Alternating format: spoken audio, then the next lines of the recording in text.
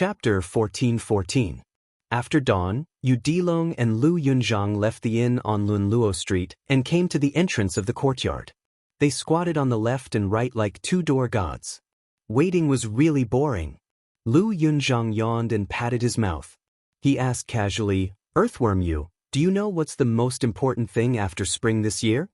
Yu Dilong was wondering if his junior sister, Wang Sheng, was used to living with the white fox face. He wondered if she had found one or two brand new famous swords in Beimang and if she had fought with anyone. He didn't hear what Lu Yunzhang, who often claimed to be the loudspeaker of the pugilistic world, was saying. After all, nothing good could come out of Lu Yunzhang's mouth. Yu Dilong didn't understand what Wang Sheng meant. Lu Yunzhang was also used to Yu Dilong's absent-mindedness, so he said to himself, in the past, there were a total of 7 reviews for the civil and military reviews, general reviews, and rouge reviews.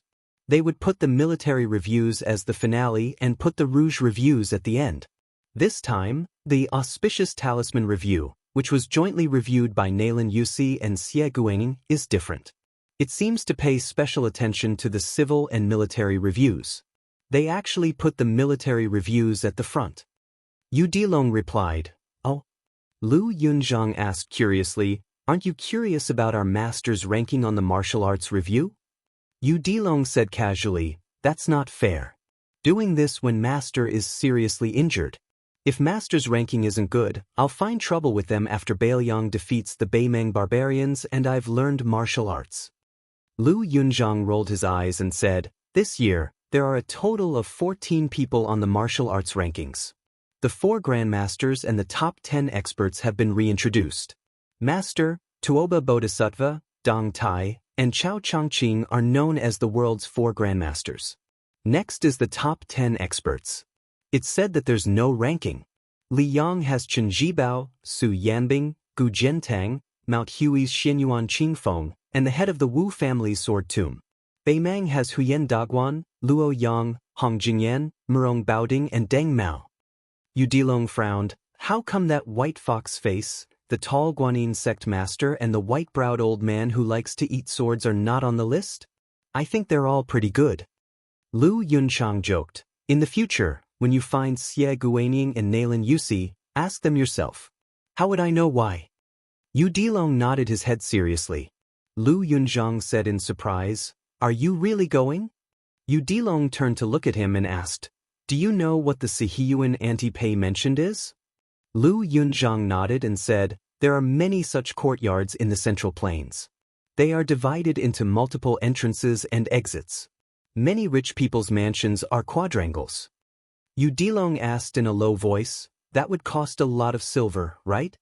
Lu Yunzhang curled his lips and said, "There's only one street in the entire county city, Jade Mountain. If you spend a few taels of silver, you can get it for 40 to 50 taels at most." Yu Dilong said angrily, 45 taels is not enough? Lu Yunzhang, who was carrying the great frost saber on his back, picked his earwax. "You're the only one who's short-sighted. As our master's disciple, isn't it easy for you to ask for a courtyard in Mount Qingliang? That place is valuable. Even 10,000 taels of gold can't buy it. Look at how many officials and generals are in Bailiang. Isn't only Deputy Administrator Song Dongming the only one who can have a residence in Mount Qingliang?" Yu Dilong sneered, "What do you know?" Lu Yunzhang retorted, "You don't even know shit." Yu Dilong reached out to touch the hilt of his cold saber. Lu Yunzhang suddenly stood up. "Yu Dilong, do you really think I'm afraid of you?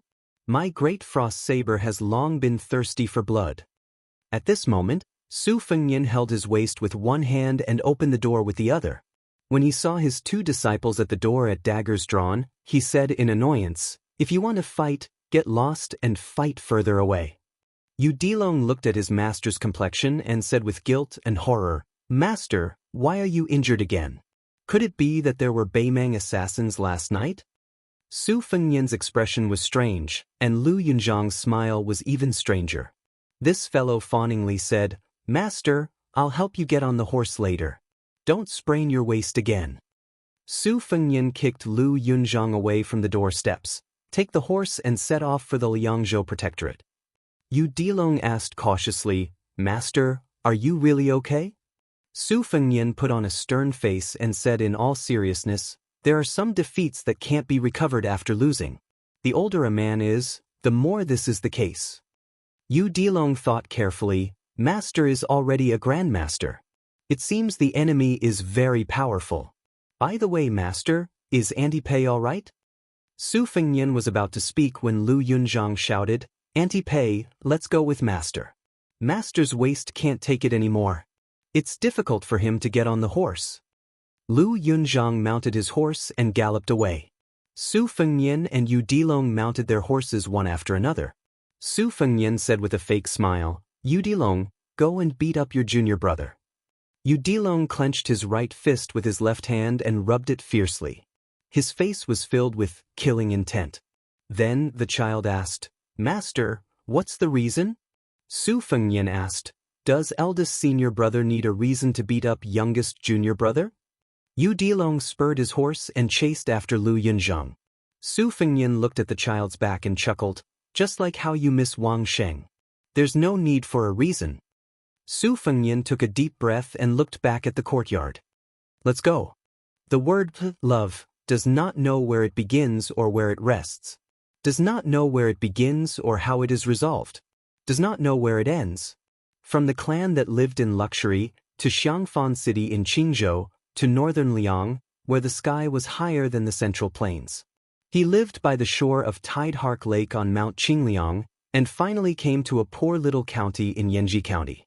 Like a rootless and weak reed, Pei Nanwei had never felt so at ease, even though she had to deal with daily necessities such as rice, oil, salt, soy sauce, vinegar, and tea. Princess Liang's rouge rating, Princess Liang's rouge rating, and Madame Liang's rouge rating. She lazily got out of bed and made breakfast as usual. Last time, she was busy the whole afternoon for the New Year's Eve dinner. She made 8 or 9 dishes and then placed 2 sets of bowls and chopsticks on the table. She sat at the table and thought about the vegetable garden in the corner and the slightly larger vegetable garden in the back of the courtyard. When would there be a harvest? She thought that after breakfast, she would open the chicken coop and see if there would be a surprise. She thought about the more than 20 taels of silver she got from the county government last night and the more than 30 taels of silver she saved before. According to the price of the masons and carpenters in Bishan County, she could build a decent small courtyard house. Unfortunately, the world in Yuzhou was not peaceful now. If it was last year, she could save a lot of money. Pei Nanwei looked around. Last year, she bought a lot of things for the New Year's Eve. At that time, she was distressed and secretly complained that she shouldn't be so extravagant. Now the price had increased, which made her feel more and more that she was actually quite good at managing the house. Pei Nanwei cleaned up the bowls and chopsticks and said to herself, "It doesn't matter if you don't come often. It's good that you can come. So don't die." She suddenly blushed and said softly, "What's the number 1 in the world?" You still went out rubbing your waist. In the hinterland of Aquarius State in Beimang, the ice and snow melted and everything grew green. A horse galloped along the back of the hillside to the top of the mountain. A girl was running behind the horse. In addition to the huge sword box on her back, she also had many swords tied with hemp ropes. She looked like a Jianghu swindler who sold swords to cheat people. The person sitting high on the horse was an extremely attractive woman. She was Nangong Push, the champion of the last Rouge evaluation. Chen Yu, who was second place, only got the evaluation of not inferior to Nangong. In the new evaluation of the second year of Xiangfu, there were more than 14 people in the Wushu evaluation, but there were only 4 people in the Rouge evaluation. This person, who was given the nickname White Fox Face by His Royal Highness, was still on the list. The other 3 people were Qin Yu, who was about to be married to the new king of Liaodong, Zhao Wu, Jiang and I of West Chu, and a woman who was raised in a house and unknown to people called Huyen Guanin. According to the obscure description of the Rouge evaluation, she should be a woman from the grassland of Beimeng. In the end, she was kidnapped by Su Fengnian, the king of Bailiang, and kept as a mistress. Chapter 14:15. Ever since Wang Sheng entered Beimeng, she had been running behind Mr. Nangong. Many times she had to stop and was required to run her qi. The girl had fainted 7 or 8 times. She was like a smart child who met the most demanding private school teacher, who wanted the child to recite the classics in her sleep, regardless of whether it would spoil the growth or not. It should be noted that except for the red sandalwood sword case, Wang Sheng's other famous swords could only slightly hide the sword qi in their scabbards. Every time the girl was exhausted and her qi was disordered, the unruly famous swords of the past would come out to add fuel to the fire. The thin sword, moose fish, the 3-inch blade, dogwood, forged by the Confucian sage of the old northern Han, the Taoist talisman sword, yellow crane, the sword that pierced through the abdomen of the emperor of Dongyue in the past, the Xiao Diao, with the tip of the sword exhaled like spring thunder, the Yu sword that clashed with the sword qi of other famous swords, and the goose yellow sword that was as lively as a girl in love. The sword case and the 7 swords made Wang Sheng look like a funny hedgehog. As she and Elder Nangong headed north, there was no lack of discerning northern Mang experts who wanted to kill and rob them. Elder Nangong never cared if the young girl could deal with them or not, always watching with folded arms. Only when Wang Sheng was injured by sword energy that was like a flood bursting through a dike, would he save the young girl. Then he would tail those extremely unlucky northern Mang martial practitioners from a distance that was neither too far nor too close. Every time the young girl leisurely woke up, she would be thrown into the battlefield by Elder Nangong, repeating this process until Wang Sheng successfully killed someone. Before this, in eastern Jinzhou, the two had encountered a Beimeng cavalry of more than 1,000 people. Mr. Nangong also threw her directly into the battlefield. Wang Sheng, who could only control 3 or 4 swords at most, was in a frenzy and killed more than 300 Beimeng cavalrymen with 7 swords. Her life was hanging by a thread. When she was about to use all the swords in the sword case, Mr. Nangong rushed into the battlefield and knocked her unconscious. When Wang Sheng woke up, she found that the Beimeng barbarians were all dead and Mr. Nangong, whose clothes were as clean as new, was standing among the corpses. On the top of the mountain, Bai Hu led the horse and looked into the distance. She asked, "Do you know why the saber is always inferior to the sword?" Wang Sheng shook his head. If her master wanted her to practice the sword, then she would practice the sword. His master had once said that he was the best sword embryo in the world, and that it would be a pity if he didn't practice the sword. In fact, Wang Sheng felt somewhat regretful. Although his master often used swords, his master's martial path had begun with saber training. Therefore, Wang Sheng would occasionally envy the glib-tongued Lu Yunzhang, especially when she heard that Elder Nangong, who wore the spring thunder embroidered winter twin sabers on his waist, had once given a saber to her master who had traveled the Jianghu twice. This made the young girl even more reluctant to tell others. Bai Hu patted Wang Sheng's head and said softly, "People are afraid of being serious, and things are afraid of being serious. Wang Sheng, if you don't want to be his dispensable disciple for the rest of your life, then think about this problem carefully." Although Wang Sheng did not understand, he still nodded his head out of habit. Bai Hu smiled and said, "There are millions of swords in the world, and they all have a master. As long as you can defeat her in the future, your master will have a whole new level of respect for you. In this world, there has never been a woman who has become the most powerful person in the world." Wang Sheng exclaimed in surprise and said timidly, "Elder Nangong, are you talking about that West Chu princess with the surname Jiang? But she has been able to fly on her sword for a long time. I can't defeat her, right? And I heard that she's really good-looking." Bai Hu sighed and said, "You silly girl." Wang Sheng tiptoed slightly and fastened the few loose swords tightly. He then looked up and smiled at Elder Nangong and said, "Sir, if my master is no longer the most powerful person in the world in the future, you can take his place." Bai Hu patted the young girl's head and said helplessly, "You're really silly." Wang Sheng hesitated for a moment and finally plucked up the courage to ask, "Sir, can I ask you a question?" Bai Hu said softly, "You want to ask why you came to Beimeng?" Wang Sheng nodded slightly. The most beautiful woman in the world raised her head slightly and laughed heartily. "Wang Sheng, do you know what realm I'm in? I'm still stuck at the mysterious finger level. When I left the Tide Listening Pavilion, it's not that I couldn't reach the celestial state, nor that I couldn't become a master in the next martial arts evaluation. It's just that to me, as long as I'm not the most powerful person in the world, it's meaningless. Bai Hu loosened the reins and gently pressed her hands on the hilts of the spring thunder and winter embroidered sabers. He took a step forward and said, "Just one more step." This was the first time the young girl Wang Sheng saw Elder Nangong in such high spirits. It was really beautiful. The Dongyue sword pool had countless engravings on the legendary cliff. Among them, the two words, sword pool, in the ancient seal script of the Great Qin dynasty and deep water, high mountain, long sword qi written by Chao Sheng of the Dafeng dynasty were the most charming. Beside the sword pool, there were mountains and rocks. The water in the pool was green and the water rose and fell. The height of the water varied throughout the year. However, what was special about the sword pool was that during the rainy seasons of spring and summer, the water level of the sword pool would decrease and fall.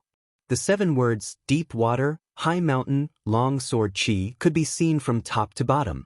On the contrary, during the second half of the rootless heavenly water season, the height of the water did not drop the word deep, leaving only the solitary word water in sight. The Song family of the sword pool had existed for more than 600 years, much longer than the Dongyue kingdom. However, ever since the Wu family's sword tomb appeared, the sword pool, a holy land of swords, had become a place of regret in the eyes of many. Unlike the Wu family's sword tomb, which worshipped ancient swords, the Song family had persisted in the principle of, the old man is better than the new sword, but the new sword is better than the old, in the hands of the previous grandmaster, Song Xianxia. Every swordsman of the Song family who had achieved success in swordsmanship had to throw his old sword into the sword pool before leaving for Jianghu and personally go to the sword furnace to forge a new sword. Outsiders had always been puzzled by this and felt that it was a beautiful wish of the old man, the new sword. After Song Xianxia's death, Chai Qingshan, who had once been the guest of Prince Zhao Yi of Guangling, returned to the sword pool after being expelled. This grandmaster of swordsmanship who had never had a disciple had finally, belatedly, taken in 2 disciples. The young man was a brilliant disciple of the Song family and the young girl was an unpolished jade covered in dust. The 3 of them stood on a huge rock of the spring god lake in the sword pool that was engraved with the words, "The enemy of 10,000." The rock was as large as a small mountain, square and extremely majestic. The old man without a sword lowered his head and looked at the deep and ancient spring water. His voice was hoarse as he said, "My senior brother was defeated by Li Chungang back then. He didn't commit suicide, but rather, he died from injuries." The family head, Song Xianxia, had died in the pugilistic world outside the sword pool last year. It wasn't because he had died of old age, but because he had used all of his 14 new swords. He had even sacrificed his life to use a sword at the level of an earth immortal. However, he was still killed openly. I'm telling you these 2 things because I want you to understand one thing. Other than the sword tomb of the Wu family, there are many swordsmen who don't care about the sword pool. There are many more than you can imagine. Chai Qingshan probably felt that this truth was too cruel for the 2 children. He laughed and said self-deprecatingly, "Other than an old man like me, the sword pool has a reputation in Jianghu. You should call him senior brother, Li Bai. He has no hope of reaching the peak of swordsmanship. Compared to people of the same age like Wu Luding of the Sword Tomb, swordsman Zihua and Qi Xianxia of Longhu Mountain, the gap is not only in swordsmanship and sword moves, but also in vision and breadth of mind. So you are the last seeds of the sword pool. Tell me, is there anyone you must surpass when practicing swordsmanship?" The youth with a jade-like face had a lively personality. He smiled brightly and said, "First, senior brother Li Bai, then you, master.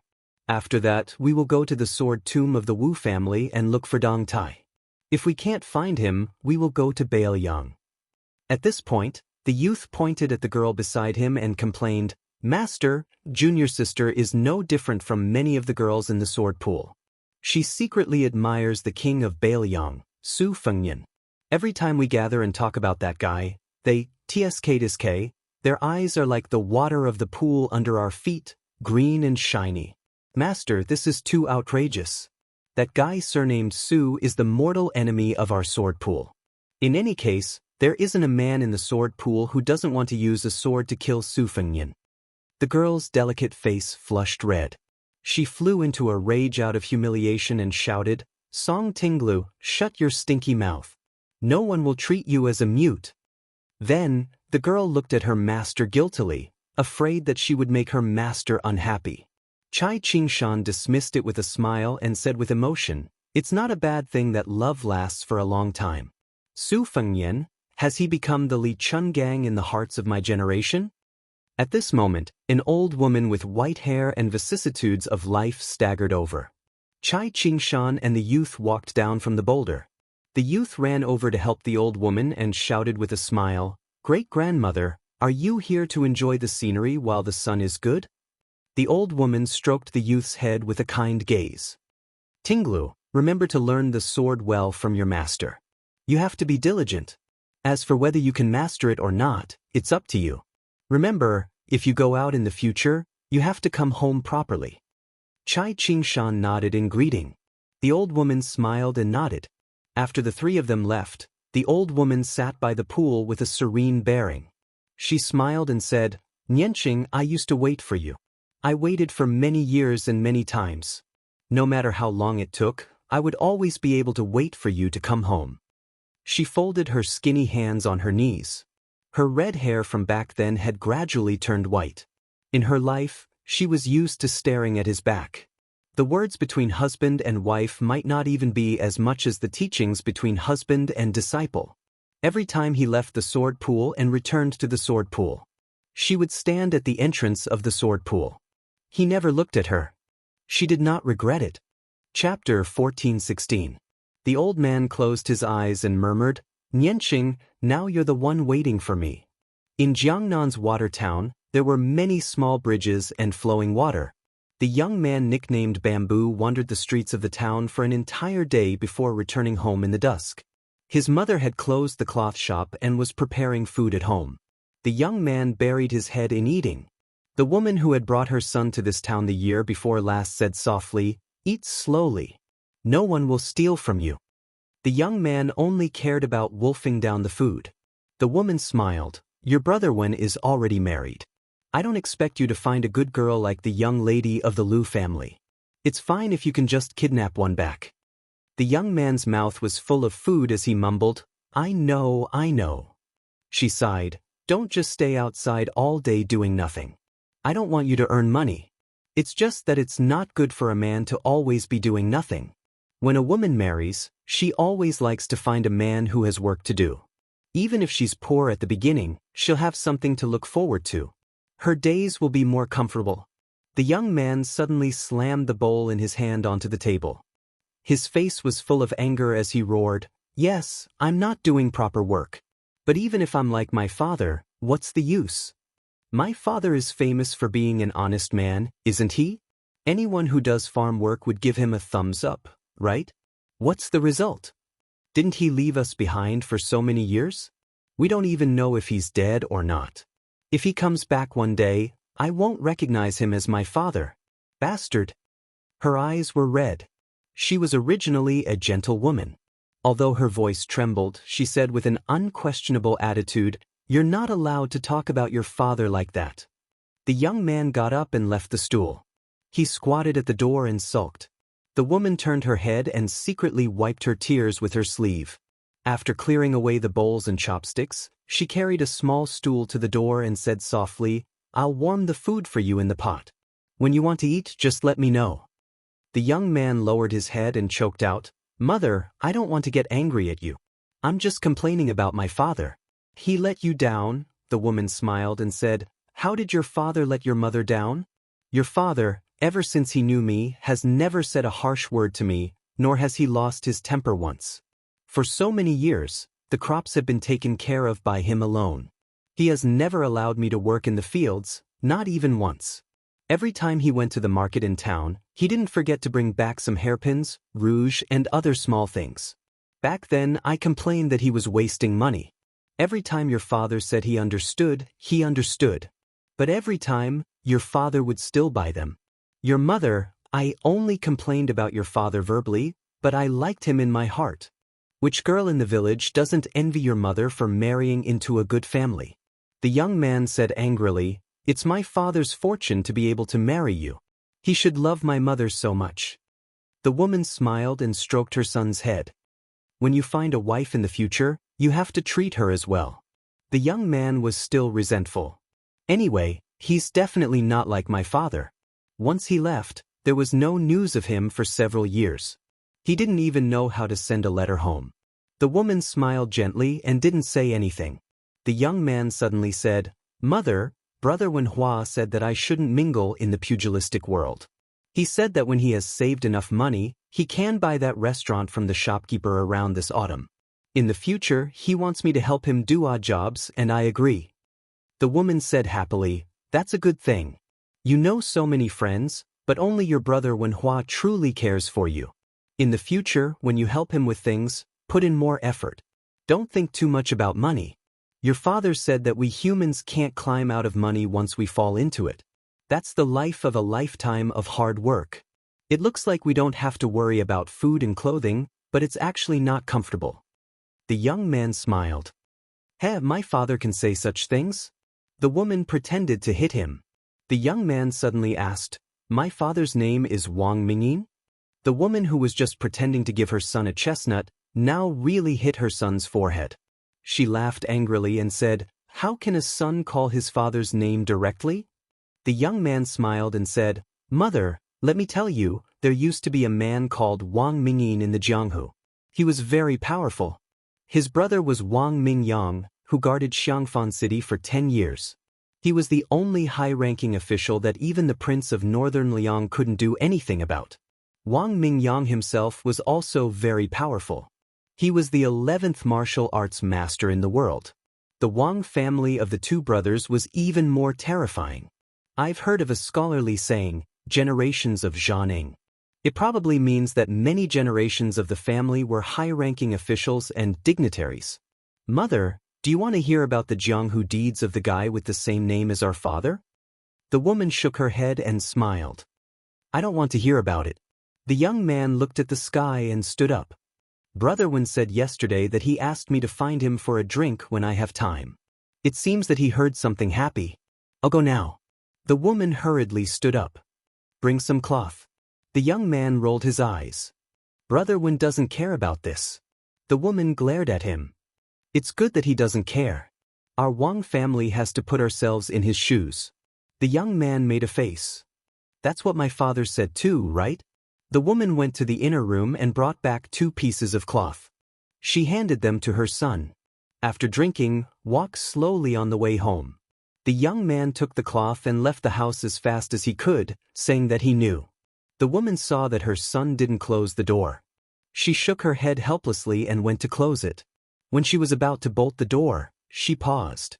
In the end, she didn't completely close the door. She turned and walked into the house. "Mingyin, your son has grown up. He's like you." On the great snow plateau of Mount Hui, the Xianyuan family's reputation couldn't reach the top of Jianghu even in the hands of Xianyuan Great Plate. Now, not only had it suppressed the Taoist master's mansion of Longhu Mountain, it could even look down on the Dongyue sword pool. In the whole world, perhaps only the Wu family's sword tomb could be on par with it. All of this was attributed to the woman in purple who was in charge of the Moonless Tower. Countless Jianghu heroes willingly prostrated themselves under her purple clothes. When she had a place in the martial arts review, the Great Snow Plateau, which had become the newest holy land in Jianghu, was even more crowded. There were so many mountaineers that it was impossible for people to go down the mountain. When her name didn't appear in the Rouge Review, countless young chivalrous men in purple who admired her felt injustice.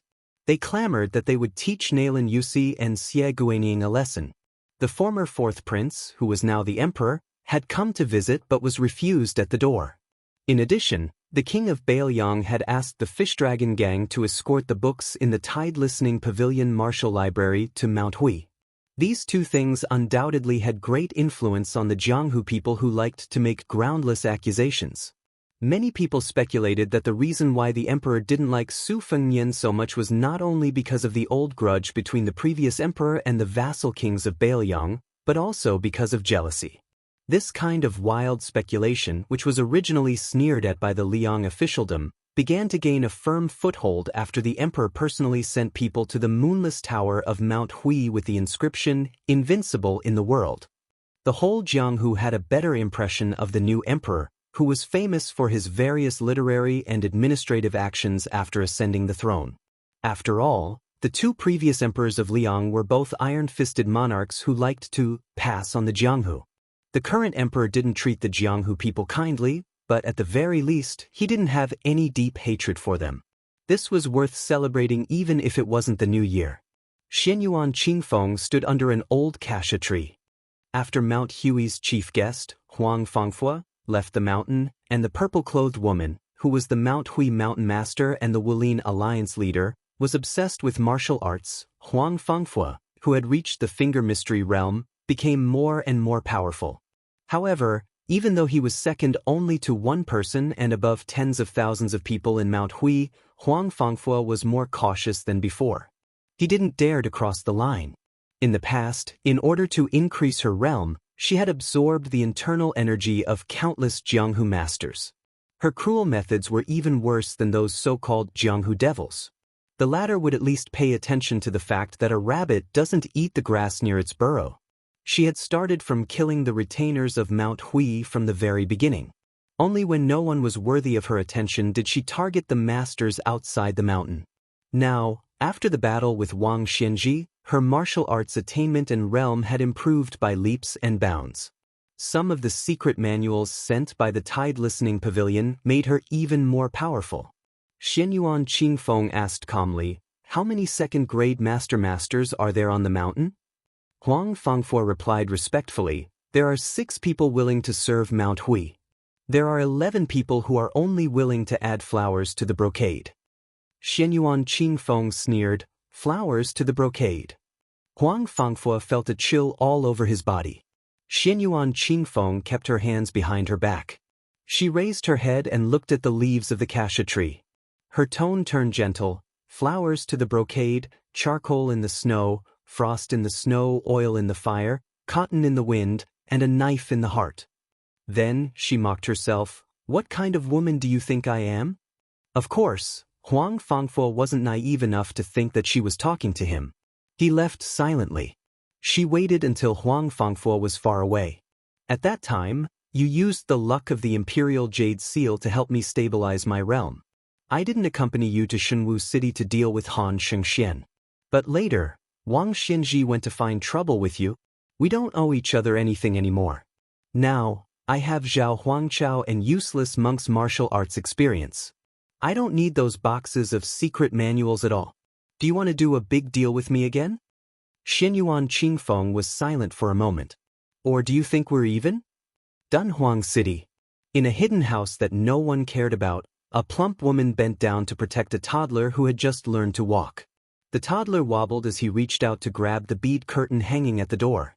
As the child's mother, her eyes were filled with doting, love, guilt, and regret. She crouched down and hugged the child. The adult's cheek touched the child's cheek. She said softly, "Sun Yanliang, my little sweet potato, when you grow up, you must find your father."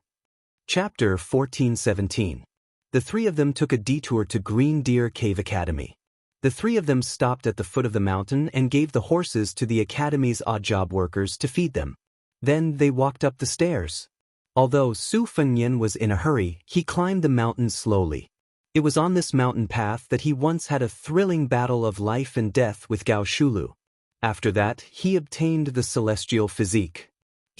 Miss Wang Xianji also wore that inappropriate mink hat to stop her. It was like throwing an egg against a rock. When Su Fengyan rested in a pavilion halfway up the mountain, he looked at the mountains and rivers of Yuzhou. For some reason, he remembered the scholar who said, "Ancestor, please die." Su Fengyan leaned against a bright red pavilion pillar that the academy had repainted at the beginning of the year. He muttered to himself, "Xinyuan Jingqing, I gave books to Mount Hui last year. Perhaps your daughter was suspicious and thought that I wanted to do some business with her. In fact, I just wanted to have more Jianghu seeds." Xianyuan Qingfeng thought that I didn't know what Zhao Huangchao did before he died. I just didn't want to pursue the matter. If she wants to be the Wulin Alliance leader as a woman and be Mount Hui's Wang Xianxia, then let her be. In another 100 years, the number of heavenly phenomenon cultivators will probably be rarer than the current Earth immortals. There won't be any scholars who can read books and reach the Confucian saint realm. Back then, you said, an ant trying to shake a tree is worthy of respect and overestimation. I didn't feel anything back then. Now that I think about my situation in Bailiang, I can't help but feel sad. Lu Yunzhang, whose bruises hadn't completely disappeared, whispered, Master, it's fine to go to Bishan County. After all, there's such a beautiful woman like Aunt Pei. It's not good to be left out. But here in Green Deer Cave Academy, I can hear the sound of those scholars even from halfway up the mountain. My head hurts. Master, what do you think you're doing here? I'll tell you in advance. If there's no second Aunt Pei and you're only here to listen to people recite books, I'll really get angry. When the time comes, I'll raise my sword and slash it down again and again, chopping those scholars into pieces. Hu Yulong said angrily, Lu Yunzhang, haven't hit me enough? Believe it or not, I'll beat you to death. Lu Yunzhang also stomped his feet and looked at Su Fengnian with a resentful expression. He said aggrievedly, Master, you're biased toward eldest senior brother. It's fine that you gave old Monster Wang's secret manual to him for safekeeping, but you even gave your grandfather's saber manual, which he painstakingly worked on for his entire life, to eldest senior brother. I was picked up by the roadside and given to my stepmother to raise, right? Su Fengnian bent 2 fingers and gently knocked on Lu Yunzhang's head. He smiled and said, It's not that I'm stingy or biased towards you, Dilong. It's just that those 2 items are not to your liking. When I have some martial arts insights in the future, as long as I have the opportunity to compile them into a book, I will only give them to you and not you, Dilong and Wang Sheng. Su Fengnian said softly, Continue up the mountain. Lu Yunzhang, who was following behind Su Fengnian, glanced at Hu Yulong smugly. The latter rolled his eyes. Su Fengnian asked with a smile, Have you ever thought of a question? Why are Buddhist temples built at the foot of the mountain while large Taoist temples are at the top of the mountain? As for Confucian academies, they tend to be halfway up the mountain. Lu Yunzhang said without hesitation, Bald donkeys like incense money. They're afraid that pilgrims will be too tired from climbing the mountain. Those Taoists seek immortality and ascension. Naturally, they have to choose a place closest to the immortals. They recite sutras and flatter them every day so that the immortals can hear them. As for what the scholars think, it's probably because the foot and top of the mountain have been occupied, so they can only build houses halfway up the mountain. Master, isn't my explanation very reasonable? Su Fengnian didn't comment and continued asking, Dilong, what do you think? Yu Dilong was just a shepherd boy. He had never seen any Taoist temples or academies in his life. He had no understanding of Confucianism, Buddhism, and Taoism, so he was naturally confused. However, since his master had asked, the child could only bite the bullet and think about it. He finally understood what Lu Yunzhang meant by having a headache. Thankfully, his master was understanding. He quickly turned his head and said with a smile, If you can't figure it out for the time being, don't think about it. But when you grow up and encounter something that you can or can't think about it more.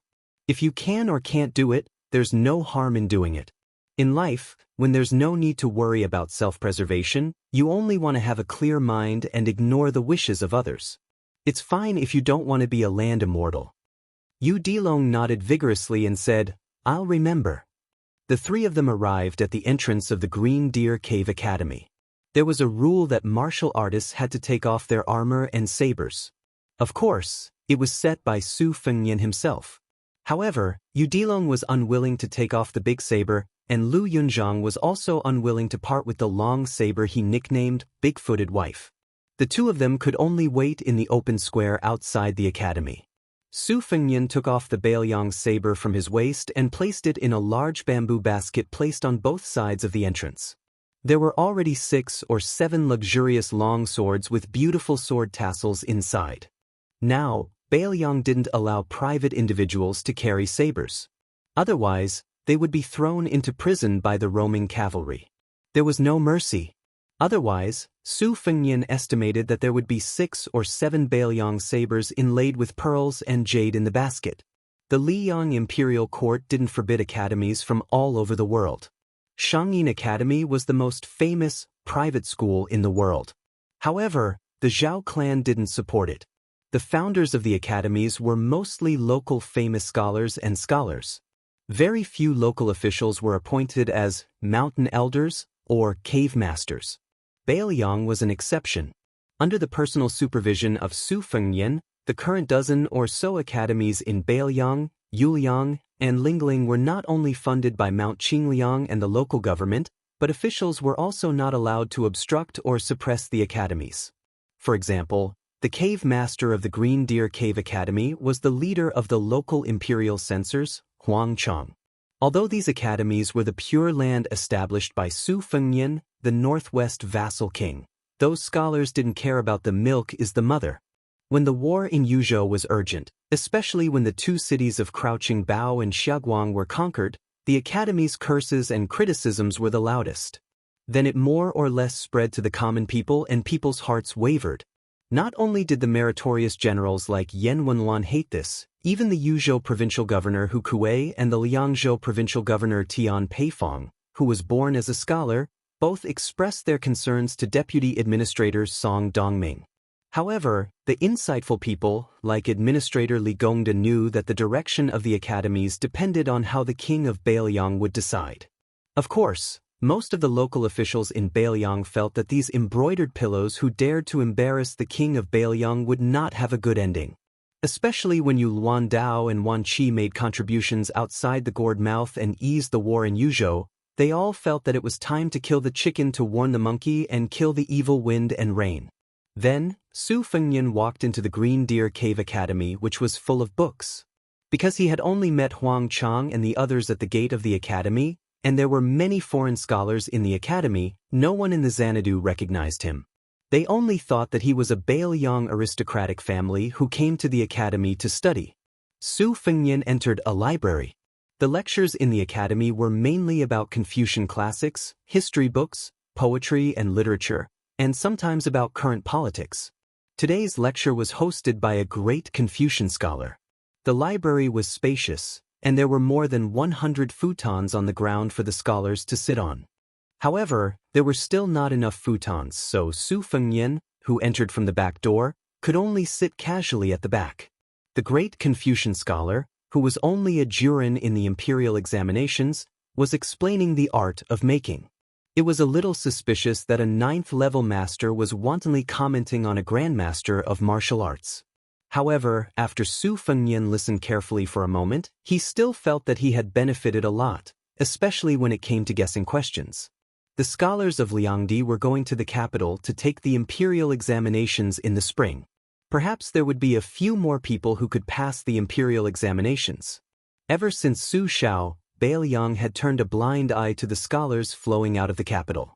From Yan Jieshi to Yao Baifeng entering the capital to take up a post, Su Shao did not purposely make things difficult for them.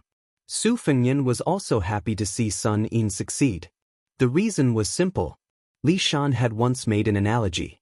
When a baby bird grew up, it would feed its mother, let alone a human. At the time, the youth His Royal Highness was still puzzled. Li Yishan smiled and said that perhaps only 1 or 2 of the 10 people would be grateful to Baoyang, but that was enough. If the 10 people were confined in Baoyang and cut off their path to fame and official career, then 8 or 9 of them would harbor hatred towards Baoyang. Chapter 14:18.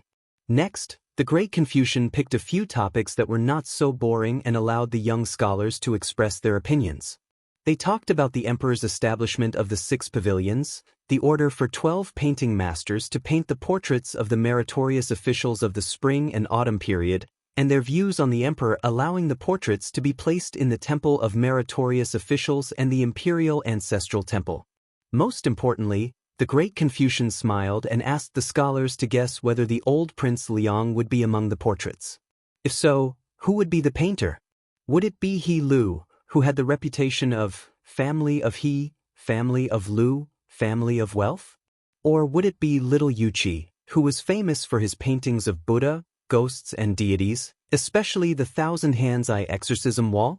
Or would it be Zheng Xixuan, who had recently presented his poems and paintings to the emperor himself? There was a lot of discussion in the library, and it was very lively. Su Fengnian was a little emotional. After Zhao Zhuan set a trap for the 10,000 Yu cavalry in Jibei, and then demonstrated his power in the northwest at the Ministry of War, he quickly combined strength with gentleness. There was a rumor outside the palace that the emperor wanted to lose out on Su Zhao's posthumous title and wanted to posthumously promote General Su Xiao. As for this loss, of course, it was caused by the then Grand Secretary, Zhang Julu, and his new emperor, Zhao Zhuan, and his new dynasty were trying their best to remedy it. If this was the work of the head of the Secretariat, Su Fengnian would not be surprised. But if it was Zhao Zhuan's idea, then it was very worrying. Su Fengnian was not worried about the narrow-minded emperor of Liang. On the contrary, the more Zhao Zhuan did not care about trifles, the more dangerous Bailiang's situation would be. Zhao Zhuan harbored great enmity toward Bailiang, or perhaps toward Su Fengnian. The matter of Jibei and the transport of water had already been made clear. The more Zhao Zhuan gave Su Xiao, the more he would demand from Su Fengnian. What he gave was fake, and what he wanted was real. But in the eyes of the Liang court, this kind of choice was very reasonable. Su Fengnian was lost in thought, and then he was suddenly disturbed by a quarrel. It turned out that the 7 or 8 foreign scholars and local scholars who were in opposing camps had suddenly begun to quarrel. They were arguing about when Beimang would take Shiguang City and how stable Huda City was. Neither side had any objections to the fall of Shiguang City under the assault of more than 200,000 Yuzhou soldiers. However, the local scholars of Bailiang felt that they could at least hold on for another 10 to 15 months. The foreign scholars, on the other hand, had learned from the example of Crouching Bao and Luanhe, believed that Xiaguang City could be taken in the near future. As for Huda City, which was known as the most majestic town in the northwest, the quarrel was even more intense. The former felt that if they could hold on for a month, they would have succeeded, while the latter almost blindly believed that Huda City could become the second pillar of the Central Plains, Xiangfan City, the pillar of Beimang's cavalry. During this period of time, there was a clear confrontation. Both sides argued that Su Fengnian had personally appeared at the mouth of the gorge and crippled Beimang's supply line. They quarreled until their faces turned red. The foreign scholars believed that the son of a rich family should not sit under the awning. They said that Su Fengnian's childish act of risking his life was because he wanted to be a hero whose name would go down in history. It was a childish attitude that caused mischief. Not only could he not be praised, if he were the emperor, he would be impeached and punished. After all, the Bailiang scholars were a little clumsy with words. Many of their rebuttals were not able to express their ideas. The scholars who went to Liang were well-read and could always come up with a chain of sages' principles to mock and ridicule. In the end, the Bailiang scholars who lost the quarrel were indeed natives of Bailiang. They almost rolled up their sleeves and used their fists to reason with those bastards who just stood there and talked. In the end, a scholar from the Shangyin Palace glared at them and scolded them as barbarians who added fuel to the fire. This completely messed up the situation. For a moment, fists and saliva flew around Su Fengnian. It was very lively. The Bailiang scholars originally thought that they would not be at an advantage in the quarrel because they were tall and strong, so they would not be at a disadvantage. They did not expect that the two foreign scholars had practiced martial arts and were proficient in both the pen and the sword.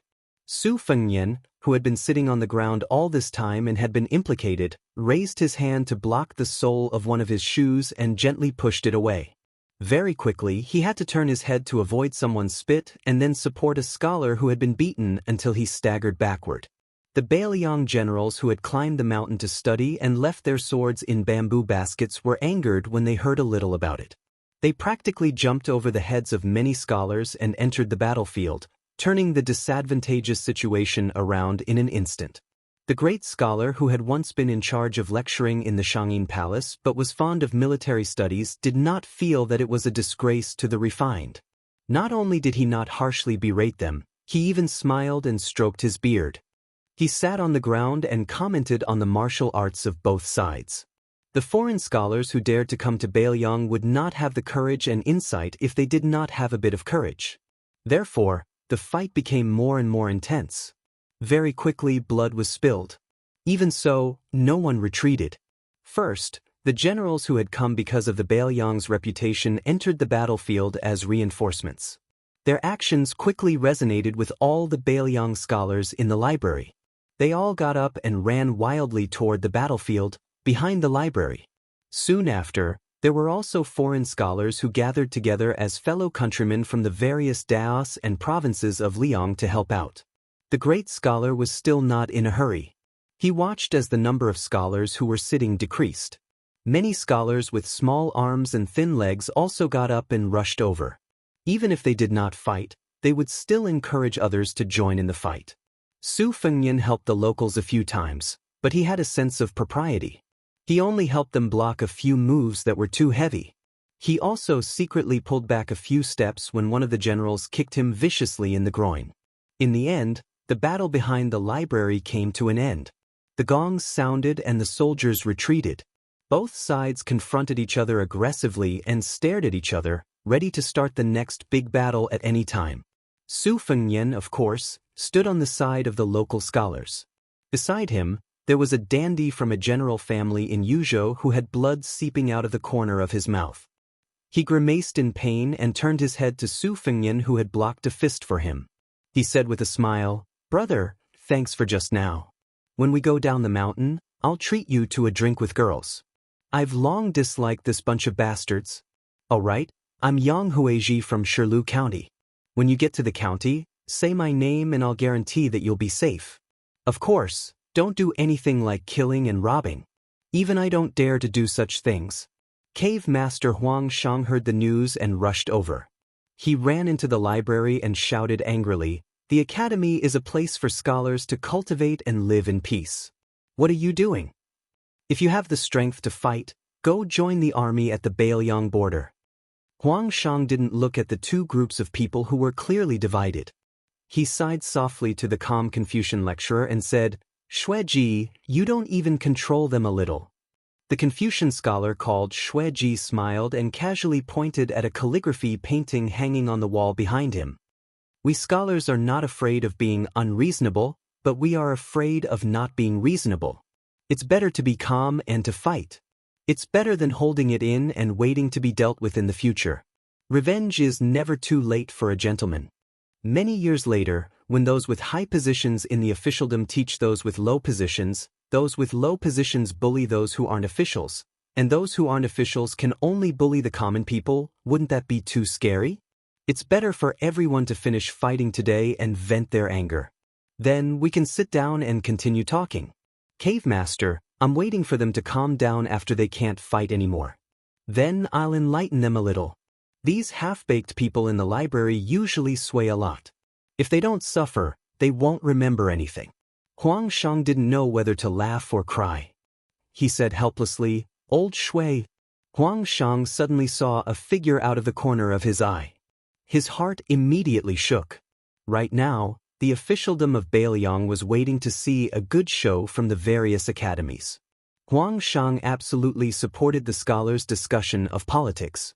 However, he was worried that the academies, on the mountain, were interfering with the military affairs at the border and causing the people below the mountain to be unsettled.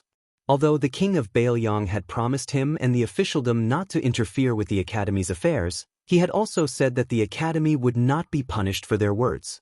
He had even protected the scholars from the disaster of war and the humiliation of martial artists. However, Huang Shang still didn't quite believe that the young and impetuous king of Bailiang would really be a hands-off shopkeeper. Moreover, it was the academy that had caused trouble first. Therefore, when the Green Deer Cave Master saw Su Fengnian appear on the battlefield, he immediately felt a chill run down his spine. Was Su Fengnian going to make things difficult for him? The seeds of learning in Bailiang hadn't even taken root yet, and he was going to give up halfway? Huang Shang was indeed a stubborn person. The colder his heart, the more unwilling he was to back down. He took a few steps forward and asked Su Fengnian directly, "Has the king of Bailiang come here to denounce us? Is he going to close the academy?" Is he going to forbid the scholars of Bailiang from studying? Su Fengnian shook his head and looked at the words. He said calmly, I originally just wanted to take a look and then leave. However, I am much more at ease now. The words on the wall are, important matters of 1,000 years require the most consideration. Su Fengnian looked around and said with a smile, I hope that all of you scholars will think about it carefully. Only after you have thought about it will you speak louder. You and I will encourage each other. Su Fengnian faced the great scholar and bowed slightly with his hands clasped in front of him. This principle was taught by teacher. Su Fengnian has learned from your teachings. Xue Ji should have hurriedly stood up to return the greeting, but for some reason at that moment, this old Confucian scholar who had been depressed in Shangyin Academy forcibly placed his buttocks back onto the prayer mat, straightened his back, and silently accepted the greeting. Long after the young king of Bailiang and cave master Huangshang left the library, Xue Ji still didn't move. The old man finally lowered his head and reached out to touch the ground outside the praying mat. Who said that the soil of Bailiang can only produce horses and armor, but not scholars? Xue Ji faced the group of young scholars who still hadn't recovered from their shock. He raised his hand and pressed down, his expression full of high spirits. All of you, sit down. I, Xue Ji, will finally talk about how to think. This is the kind of thinking that scholars of my generation should have. Chapter 1419. The mountainhead of Green Deer Cave Academy, Huangchang, saw Su Fengnian off alone. On the way down the mountain, the two of them did not speak much. Huangchang was exhausted because his momentum had been exhausted by the first spurt of energy. Since the young king of Qingliang did not come to the foothills of Green Deer Cave Academy to settle accounts with his students, then Huangchang did not have a target to shoot at. After all, he could not give Su Fengnian an inch and ask for a foot by asking for more positions in the local government offices. Mount Qingliang was already very generous in allowing scholars to hold important positions in various provinces, counties, and counties. Even if Huangchang's face was even thicker, he could not open his mouth. The more silent Su Fengnian was, the more nervous Huangchang became. When they were near the foot of the mountain, the old man sighed and smiled bitterly. Your Highness, your knife is always on this old man's neck, but you don't cut it off or take it away. This old man feels uncomfortable. How about you give me a quick answer? If you really can't, then I'll say it from the bottom of my heart. Let someone else be the headmaster of the Green Deer Cave. The academy is like a field of crops. It's hard to get some good seedlings. If your Highness thinks I'm not taking care of it well, then let someone else be obedient. Don't take out your anger on those seedlings. Su Fengnian didn't stop. He said slowly, Teacher, you worry too much. There's nothing wrong with the scholars of the academy discussing the military and politics of Bailiang. There's nothing wrong with the more you debate, the more confused you become. Huangchang nodded as if relieved of a heavy burden. Su Fengnian continued, but as headmasters and teachers, you have to take advantage of the situation and not look on coldly. I'm not asking you to speak good words for the Bailiang Frontier Army, because that's meaningless. I hope that the scholars who have taken root in Bailiang understand one thing. The reason they can point out the country is because there are people dying on the front lines every day. It's those dead people and the Bailiang Frontier Army who are about to die in battle that make Bailiang's territory not have a wisp of smoke. No matter whether they won or lost on the battlefield, they were not wrong at all. Of course, it's not a problem to scold me, Mount Qingliang, or the Bailiang Protectorate for not properly dispatching troops or for making a mistake in their plans. However, if you have the intention of watching the fire burn across the river and rejoicing in other people's misfortune, Bailiang has always politely declined such a scholar. You can go back to wherever you came from. Mount Qingliang can still afford this little bit of traveling expenses. Huangshang's expression became serious again. Su Fengnian glanced at the old man and smiled indifferently. You always feel that there's something wrong with other people. You always think that if I don't help the people, who can I do it? Reading books is to cultivate righteousness, not to cultivate arrogance and viciousness. I myself am a person who has been through this. All day long, I complain about the heavens and accuse others. When I look around, all I see is injustice. The depression in my heart is even more difficult to suppress. Perhaps you've never experienced such a thing in your life, which is why I made a special trip to Green Deer Cave Academy to say a few words. Huang Shang was half believing and half doubtful. You really only said a few words? Su Fengyan smiled. With regards to the scholars of the academy discussing military affairs at the border, it's better to let things flow. I will have the government gift the various academies a few sets of the essentials of military supplies written by Chen Zhibao. Why don't you let a great scholar familiar with military affairs take the lead in explaining it? First, understand the history of cold knives, guns, crossbows, and horse policy in Beiliang, and understand how we manage the army in Beiliang. Only then can you talk about the important matters at the border. Huang Shang sighed emotionally. What a good, it's better to let things flow than to let things flow. Huang Shang hesitated for a moment before adding, Your Highness has handled this matter beautifully. Huang Shang was famous for being stingy with words of praise. This kind of bootlicking was truly difficult to speak of. It could be seen that Su Fengyan's visit to the academy had indeed made the old man very satisfied. Su Fengyan laughed self-deprecatingly.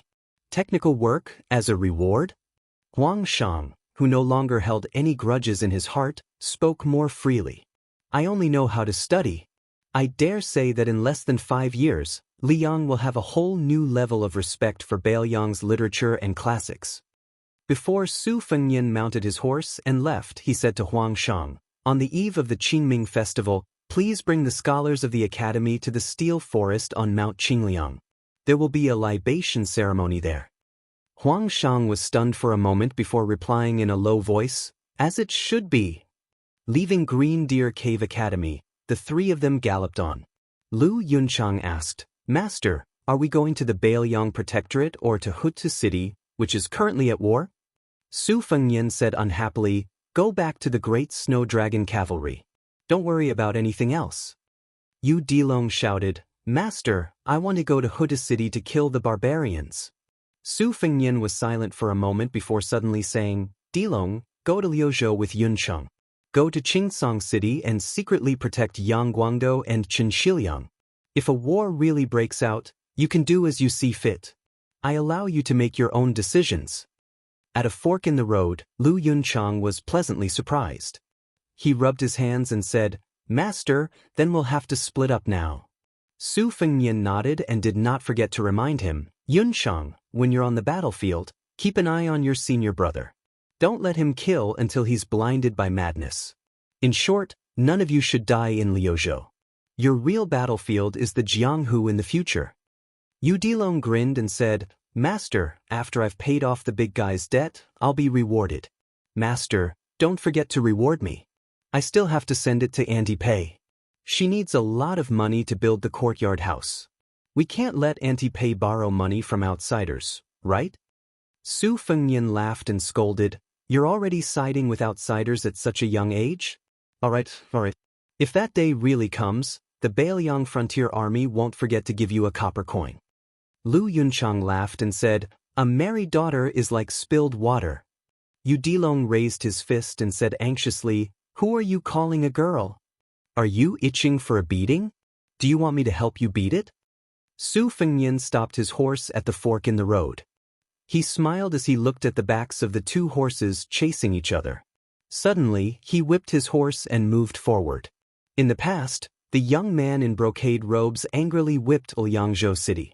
The awakening of hibernation had passed and the spring equinox was approaching. Su Fengyan rode alone along the heavily guarded road to Huaiyang Pass in the north of Liangzhou.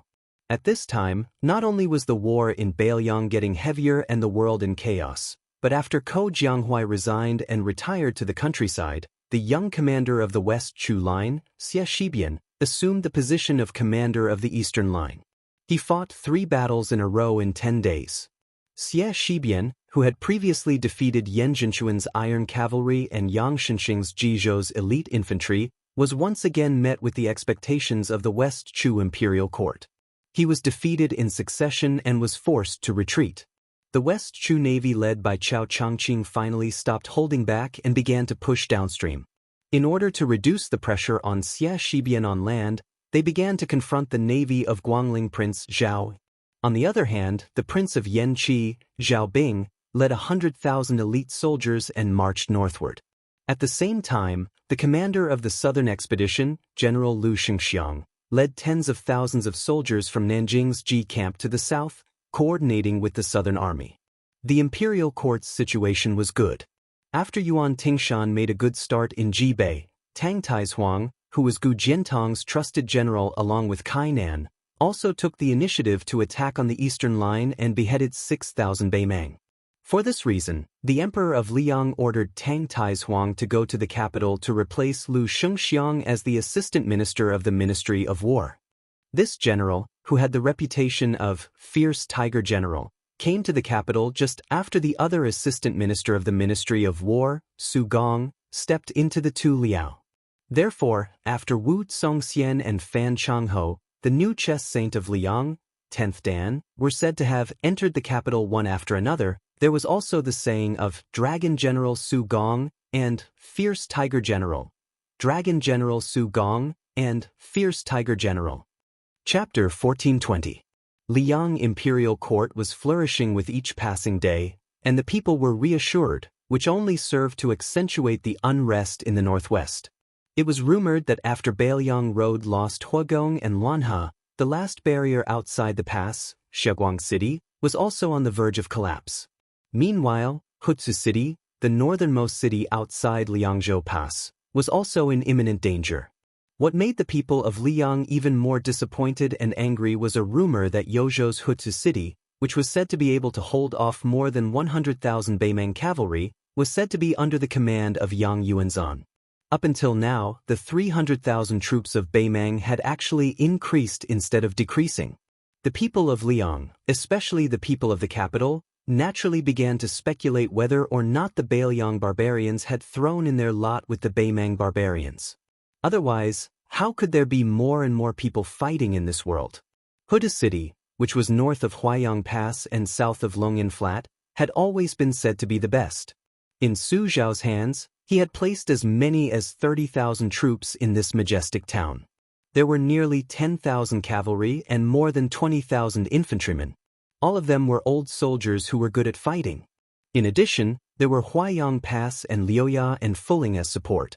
Behind this line of defense, there were Jinyuan, Qinghe, and Zhongzhong passes, as well as Xianqin and Shenwu cities as the two flanks of defense.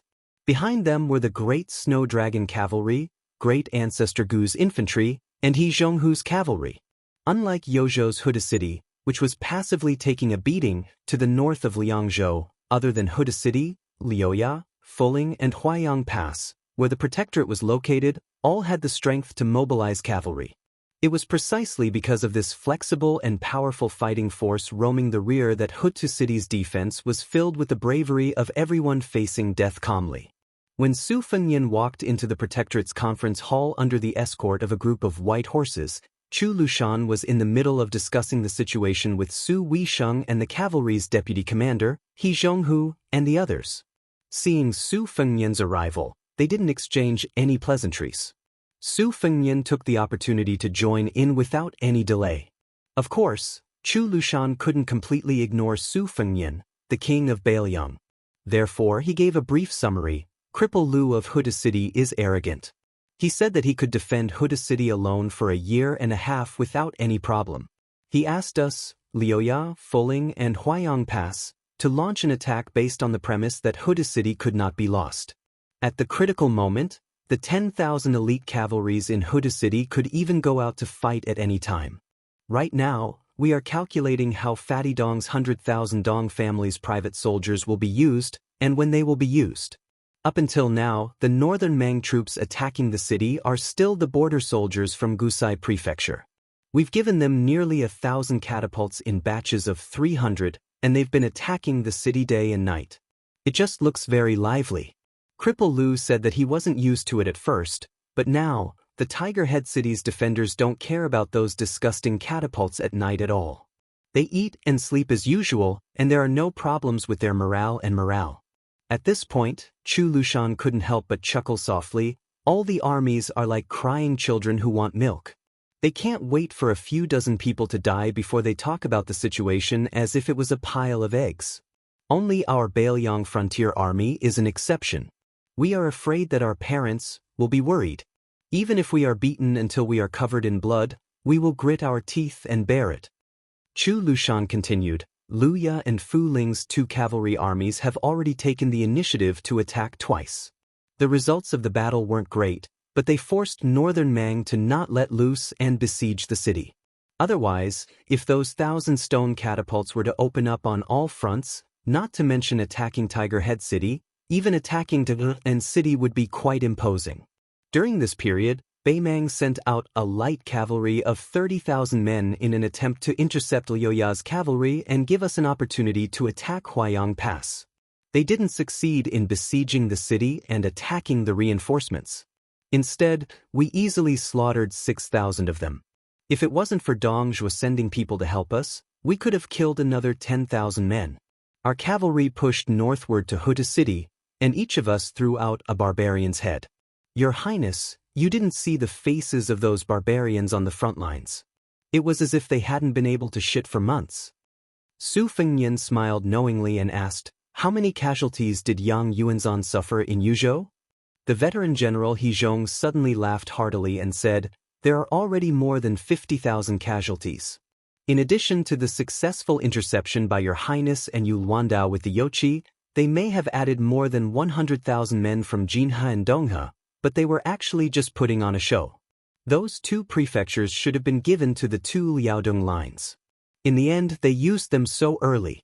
Beimang has a lot of controversy.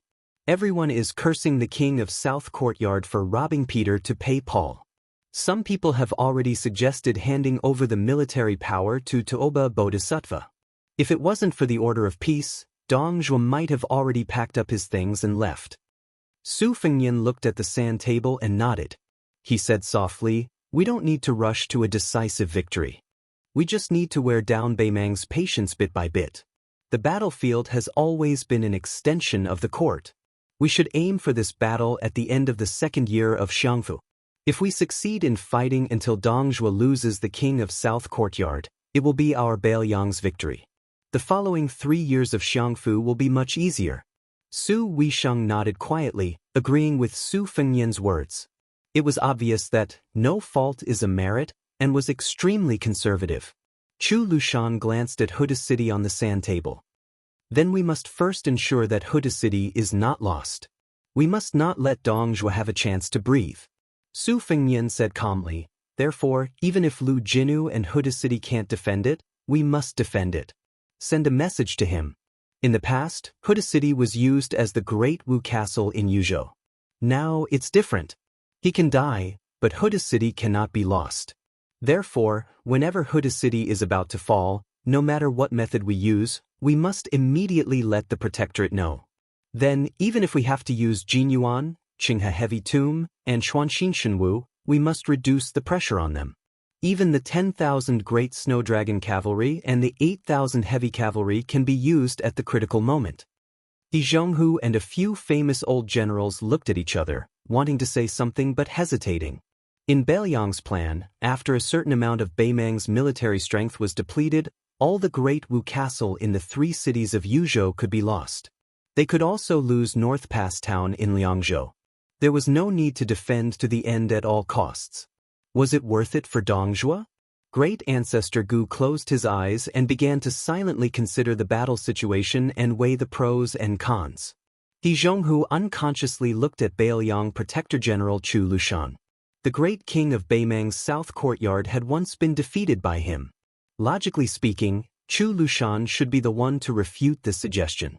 However, in He Zhonghu's eyes, Chu Lushan did not speak.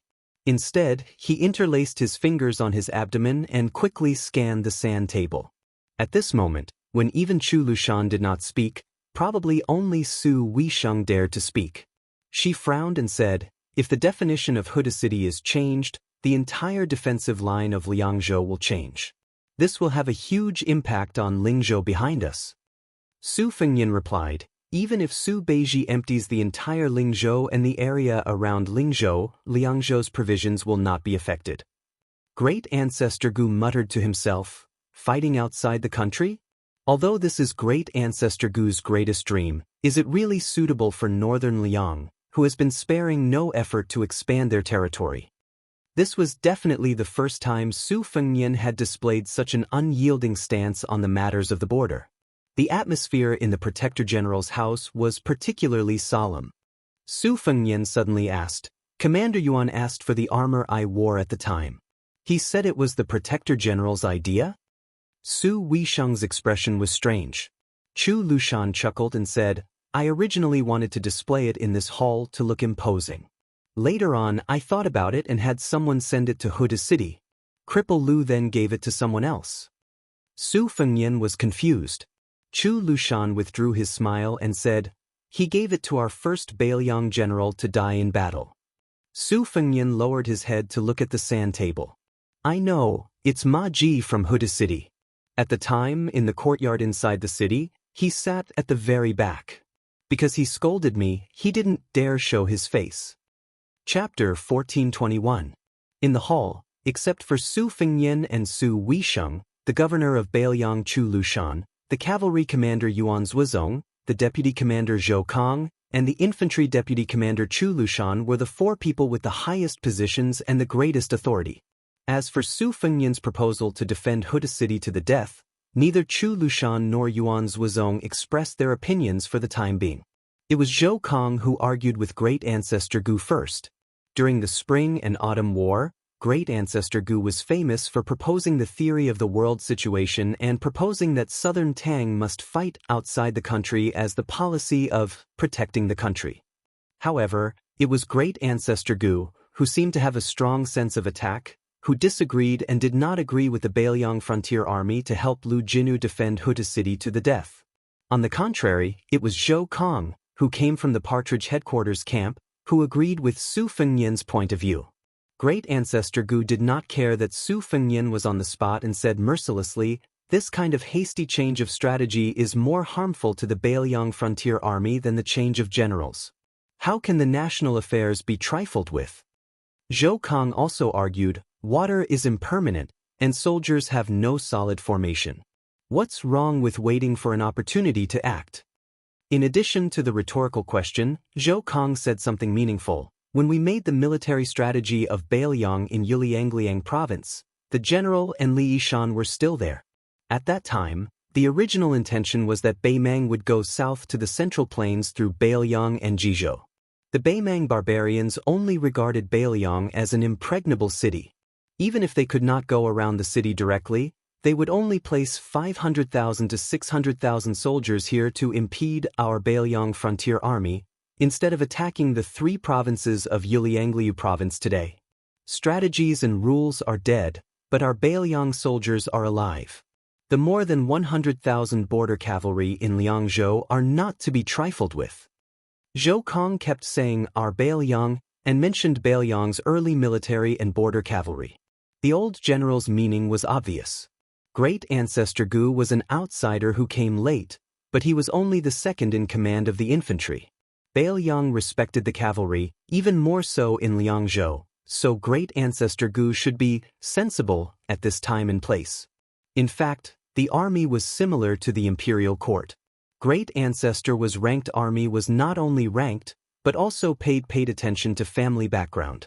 In Bailiang, those captains and generals who joined the cavalry camp from the infantry had to take a long time to get along with each other. The northern Liang border army naturally had no objections to Great Ancestor Gu, who had been promoted by Su Fengnian. Su Fengnian frowned, but didn't say anything. Great Ancestor Gu didn't turn hostile on the spot, but his expression didn't look good either. He said coldly, "I'm just stating facts. No one denies that our border cavalry in Bailiang isn't strong enough. We only have strong combat power, but it doesn't mean that our leaders and soldiers can be squandered.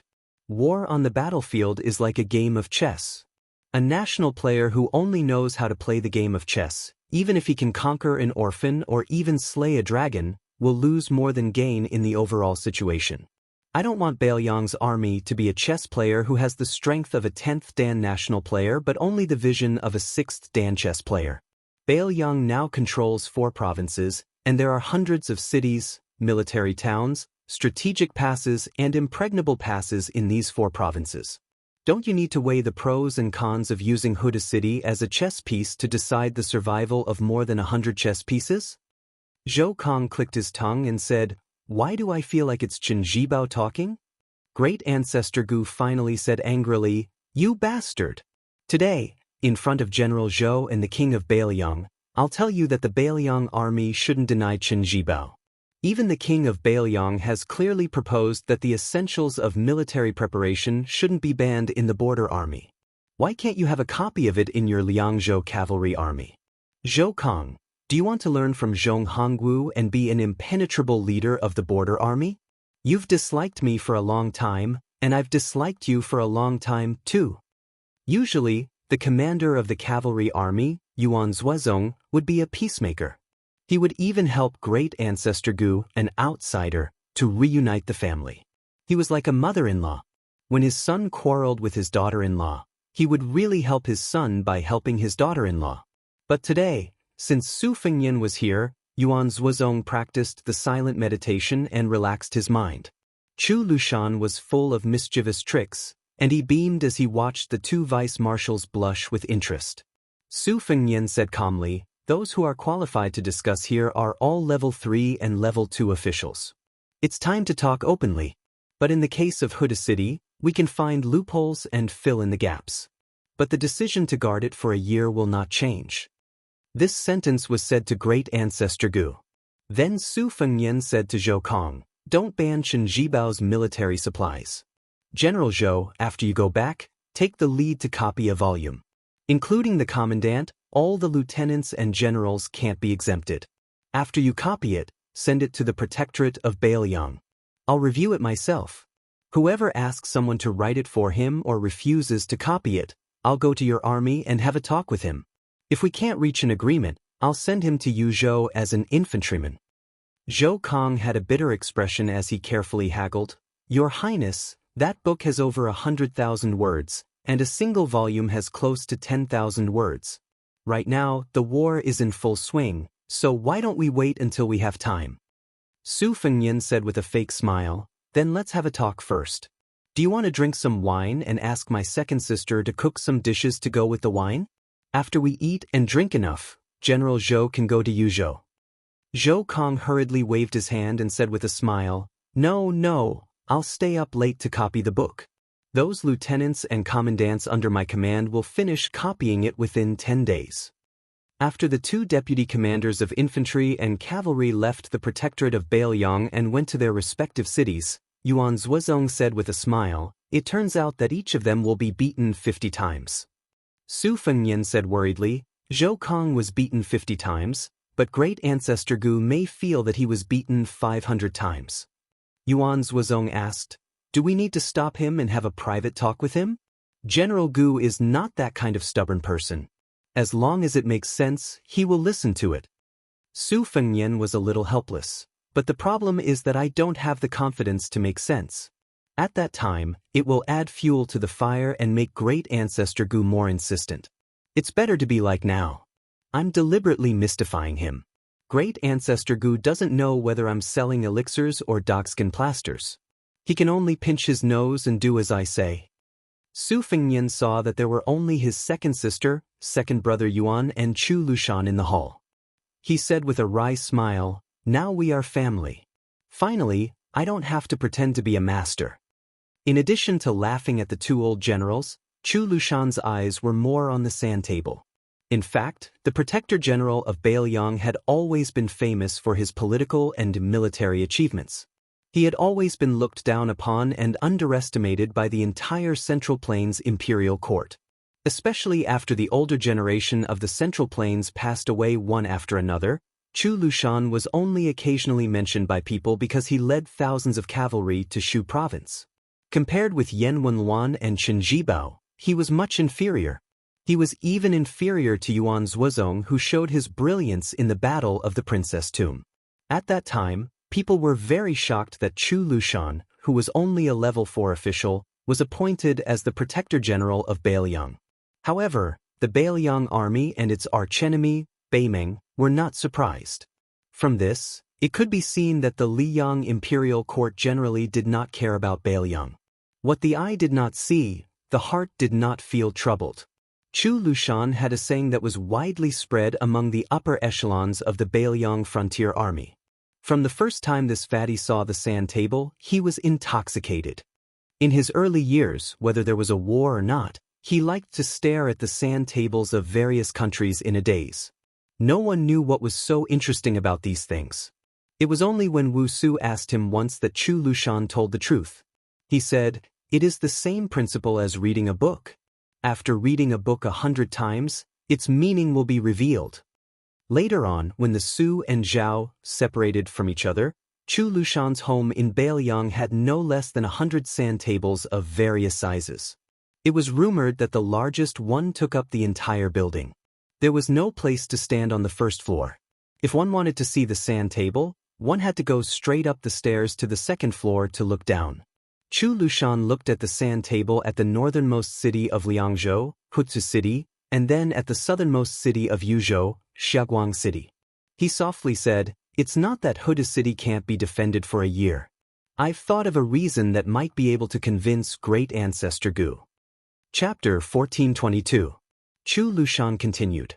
Choosing Dong Zhuo from Beimang as the king of the South Courtyard and mobilizing millions of troops from the beginning to attack Beiliang in 3 different directions meant that Beimang had completely given up the idea of attacking the south from Jizhou and Liao.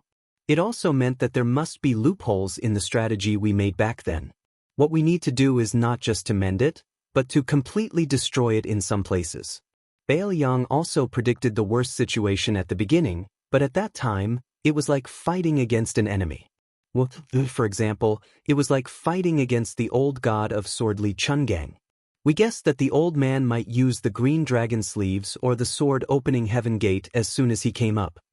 Su Weisheng whispered, "At that time, we only thought that he was one of the 2 strongest men, but we didn't expect that he would use both at the same time." Chu Lushan continued, "That's good. The fiercer the battle in Huzhu City is, the more dangerous the defense line in Liangzhou is, and the greater our chance to win by surprise will be." But then, Yuan Zhuozong suddenly smiled and said, Chu Lushan disagreed with the strategy made by Li Yishan back then. He thought it was too righteous, and only thought about how not to lose, instead of how to win. Chu Lushan smiled. "Now that I think about it, we had to do that at that time. Without more than 20 years of blanking, there would be no room for leeway today." Chu Lushan slowly raised his head and looked at Su Fengyan. Then, a dazzling and flattering smile blossomed on his face. He chuckled and said, "Your Highness gave me the idea. Otherwise, with this little brain of mine, I would not have been able to think of it even if I cracked my skull." Perhaps only at this time could people think of Lu Qiu, or who competed with Li Gongda for the title of the best flatterer in Beiliang. Su Fengyan laughed and scolded, "Be serious." Chu Lushan continued to be nonchalant. "Didn't your Highness think of it long ago? It's just that the risk is too high and you know that Great Ancestor Gu won't agree." Su Fengyan nodded. Su Weisheng watched the mouth of Yuzhou province on the sand table as he said, "It's hard to attack." Su Fengyan said in a deep voice, "As for whether it will be difficult to defend or easy to defend, we have given Beimang a chance." Yuan Zhuozong squinted his eyes and said, "Therefore, Beimang gave up the opportunity to attack all the fortresses with Luanhe City and Wobo City as the core. Fortunately, Qidangua, who was also one of Su Zhao's foster sons like Yuan Zhuozong and Chu Lushan, was not present. Otherwise, he would have a headache about why he was so stupid." Su Fengyan muttered to himself, Beimang was aiming to flatten Beiliang and then rush to the Central Plains. The civil officials of the Taiping Order were to be used in Jizhou, Hezhou, and the following Huainan province. They didn't plan to waste them in Beiliang. Under this type of situation, Yozhou's unwillingness to fight to the death and Northern Mang's unwillingness to surrender made it so that after Yang Yuanzhan's army paid a tremendous price to break through Crouching Bao and Luanhe City's defenses, the Wu Castle strongholds around Crouching Bao and Luanhe City were almost completely destroyed. Of course, from the current situation, the pros and cons are half and half. The good thing is that it will make it easier for Northern Mang's cavalry to move about within the calabash. However, if we place Northern Mang's most powerful counterattack in Yuzhou, then Yang Yuanzhan's 35 great army that had just received reinforcements will suffer. Chu Lushan added, if we want to reverse the situation and force Yang Yuanzhan to retreat, we have to invest at least 50,000 of our most elite cavalry. We have to succeed in one battle. We have to wipe out Yang Yuanzhan's elite cavalry at the critical moment. Therefore, we must not lose Huda City. If we lose Huda City, we will lose Liuya and Fuling cities, as well as Huayang Pass. Once we pull the battlefront back to the Qingyuan Heavy Tomb region and allow Dong Zhuo's army to comfortably push southward and spread out the battlefront, it will be difficult for us to even have 5,000 cavalrymen, let alone 50,000. Therefore, for the sake of Huda City, we might have to sacrifice 40 to 50,000 people in the second year of Xiangfu City. However, for the sake of Huda City, many of them will die. Chu Lushan revealed a gloomy smile as he stared at the mouth of Huda City on the sand table. If all 35,000 people die here, we'll have built a huge Jingguan temple. Yuan Zhuozong sneered, it's as good as West Rampart. Su Fengyan took a deep breath before saying, second brother Yuan, but if so... Before Su Fengyan finished his words, Yuan Baixiong, who was always serious in speech and manner, said softly for the first time, we're family. Chu Lushan suddenly wanted to put his arm around Yuan Zhuozong's shoulder with a flattering look. However, Yuan Zhuozong slapped his hand away, saying, I'm not familiar with you. Chu Lushan scolded, I'm just a little fatter. Prince is just a little more handsome. Why do you judge people by appearance? Su Fengyan laughed, stop. You're not a little fatter, and I'm not a little more handsome. Su Weisheng looked at the aggrieved and long-winded Protector General, the king of Bailiang with a gentle smile, and Yuan Baixiong who was full of heroic spirit. She also laughed. Unexpectedly, great ancestor Gu and Zhou Kong did not leave Huayang Pass immediately. Instead, they drank in a restaurant with little business. Zhou Kong waited for the dishes to be served with a straight face. What? Do you think you haven't quarreled enough in the Protector General's office? Surnamed Gu, I'm more than willing to drink and chat with the prince when he's free. However, I can't drink or piss in the same pot with you. Great ancestor Gu laughed. It's just that today is different from the past.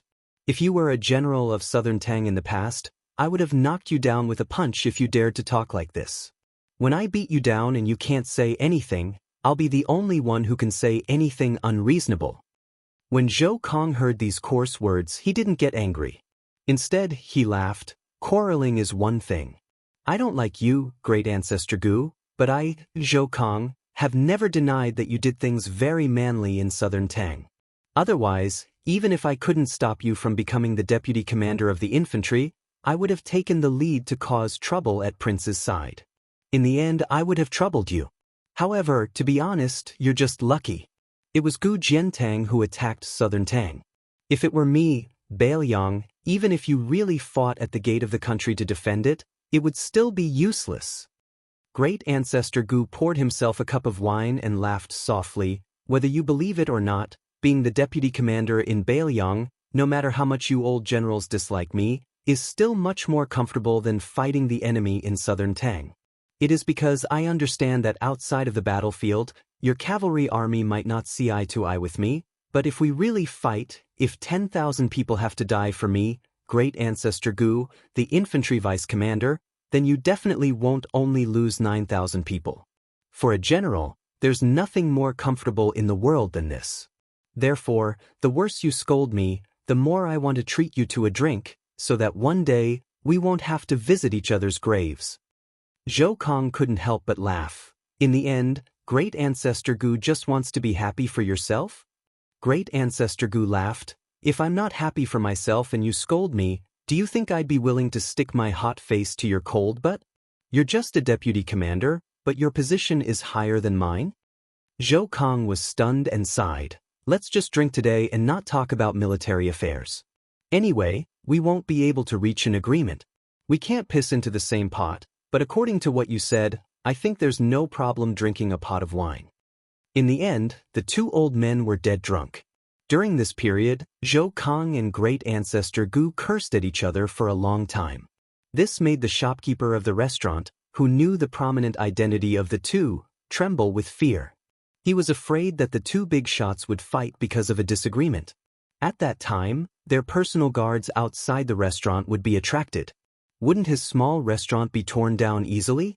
However, at the same time, the restaurant manager, who was still a soldier, also felt honored.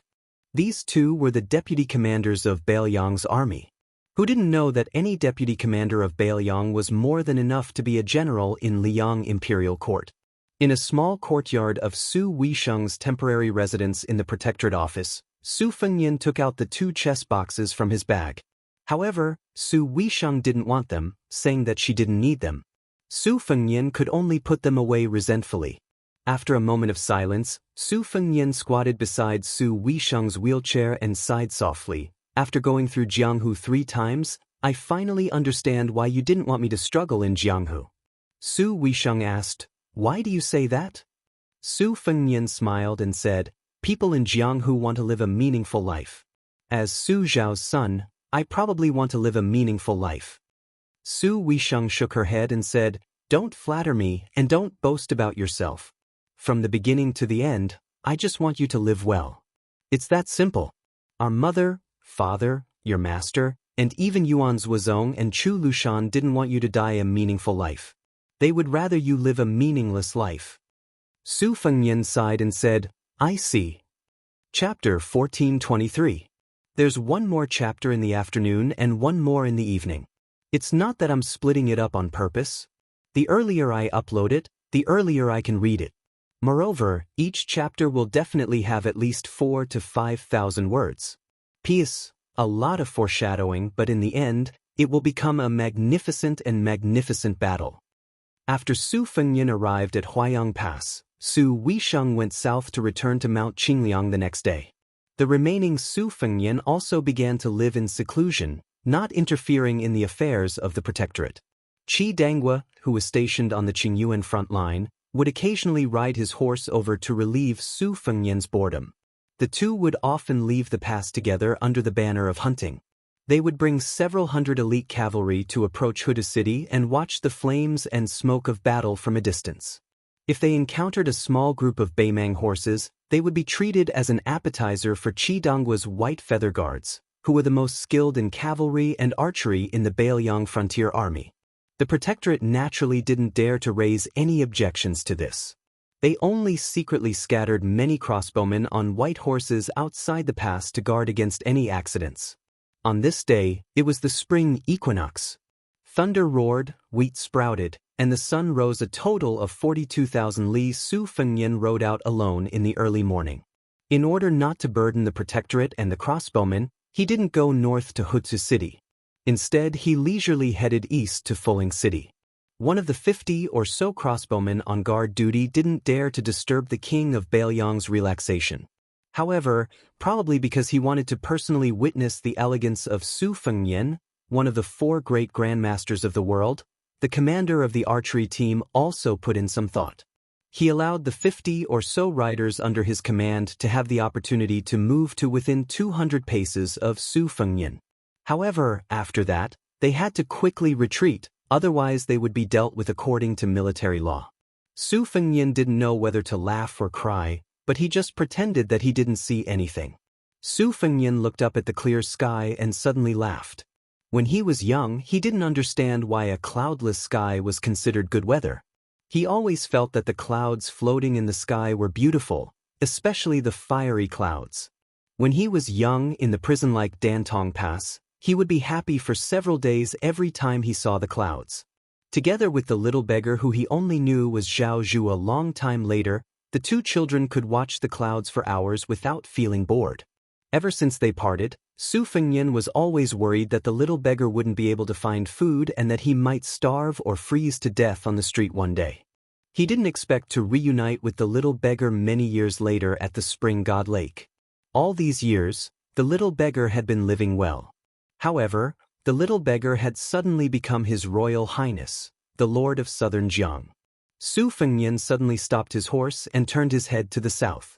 In the distance, 4 riders were heading north. When they saw Su Fengyan's figure, they spurred their horses and headed straight for him. Before they arrived, the commander of the crossbowmen on the white horse came to Su Fengyan's side first. He got off his horse and saluted respectfully. "Your Highness, the 4 riders should be Jianghu people who were selected by the Fish Dragon Gang to join the army at the border. Do you want me to stop them?" Su Fengnian shook his head and said, "No, you can retreat to Huayang Pass first." The commander of the archery team accepted the order without hesitation. Although they were sent by the Protectorate, it was obvious who was the most powerful person in Bailiang and who the 300,000 border soldiers should listen to. Moreover, who was the prince? Did he really need crossbowmen to protect him? However, after the sturdy commander mounted his horse, he said shyly for the first time, "Your Highness, if I may be so bold as to say, we've all heard about what happened outside Gourdmouth in Yuzhou. If there's a chance in the future, all of the crossbowmen in Liangzhou would like to fight side by side with your Highness." Su Fengnian smiled and nodded. The commander of the archery team patted his horse and left excitedly. He was someone who had spoken to the king of Bailiang. If he went back and told the commandant and those bastards, wouldn't they be jealous? After galloping for several hundred steps, the commander of the archery team looked back. Looking at the figure of the man and his horse, he thought, "Our prince is really the most romantic person in the world. He's also so amiable and approachable. If he were in the Central Plains, how many young girls would die for him?" The commander of the archery team immediately felt indignant. Although he had heard that Mount Qingliang already had 2 potential princesses who had not yet been officially married and had good reputations, it was still too few. Once the crossbowmen were far away, the 4 riders quickly arrived. When they saw Su Fengnian, the leader of the riders was a white-haired but hale and hearty old man. The old man with the sword on his back sized him up and asked with a smile, "Does little brother know where Huayang Pass is?" Su Fengnian smiled and pointed out the way for the old man. The old man cupped his hands and thanked Su Fengnian before he introduced himself. He had a heroic spirit of Jianghu. "I'm from Qingsong County in Jiangnan. My Jianghu friends have given me the nickname Sky Drum.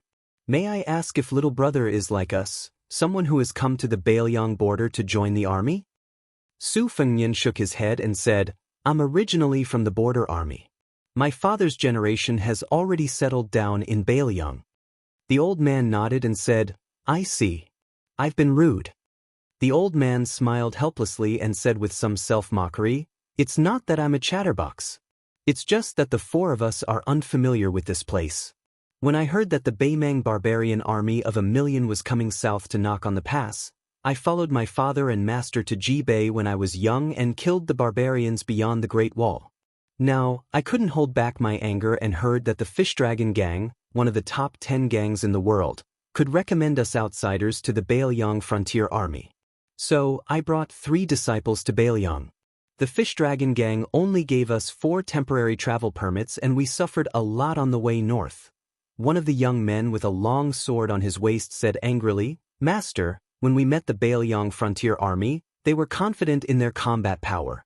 What's the difference between the way they looked at us and the way they looked at the barbarians?"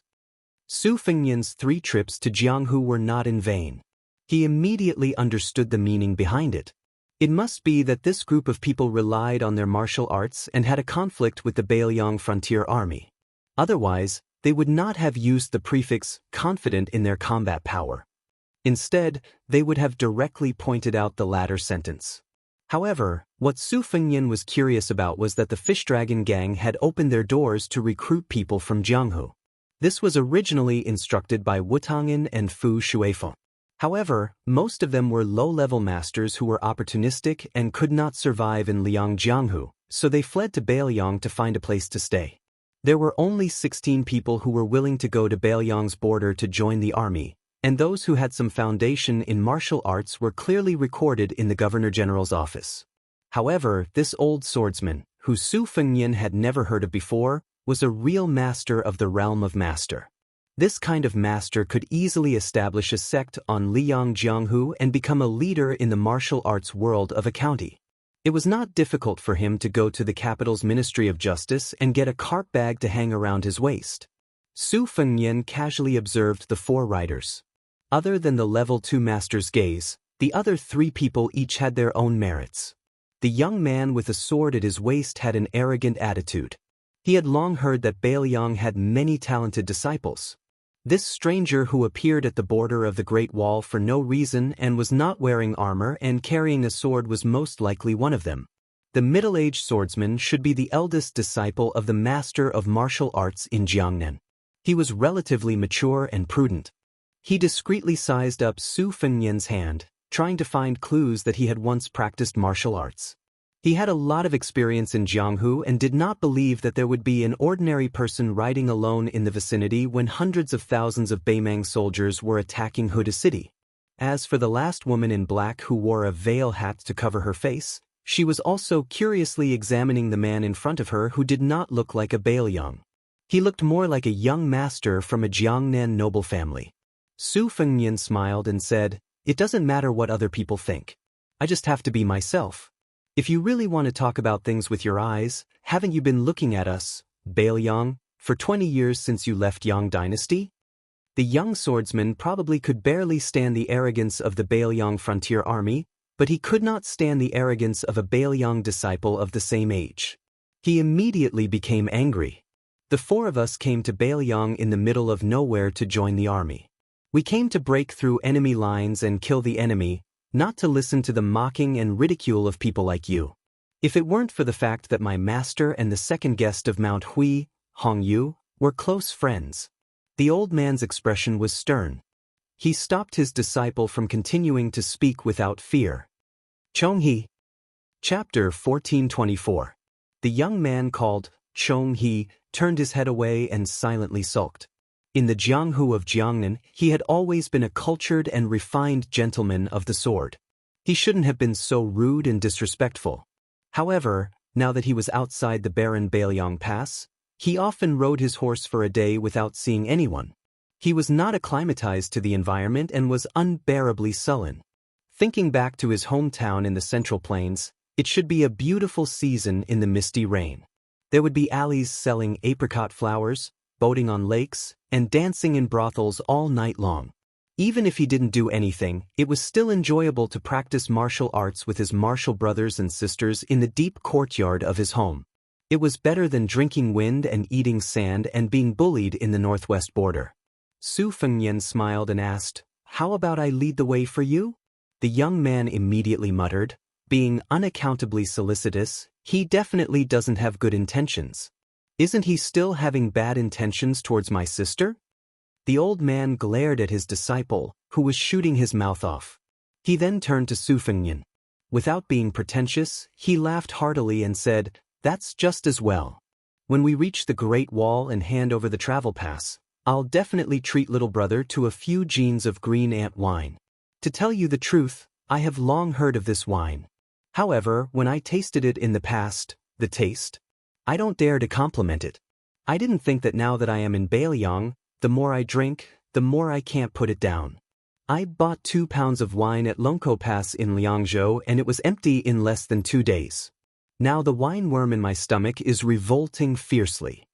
The 5 of them traveled together. The old man and Su Fengnian chatted about Baoyang's local customs. They had a tacit understanding not to ask about each other's identities. It was a big taboo to talk about such things with strangers. However, the young swordsman quickly couldn't hold himself back.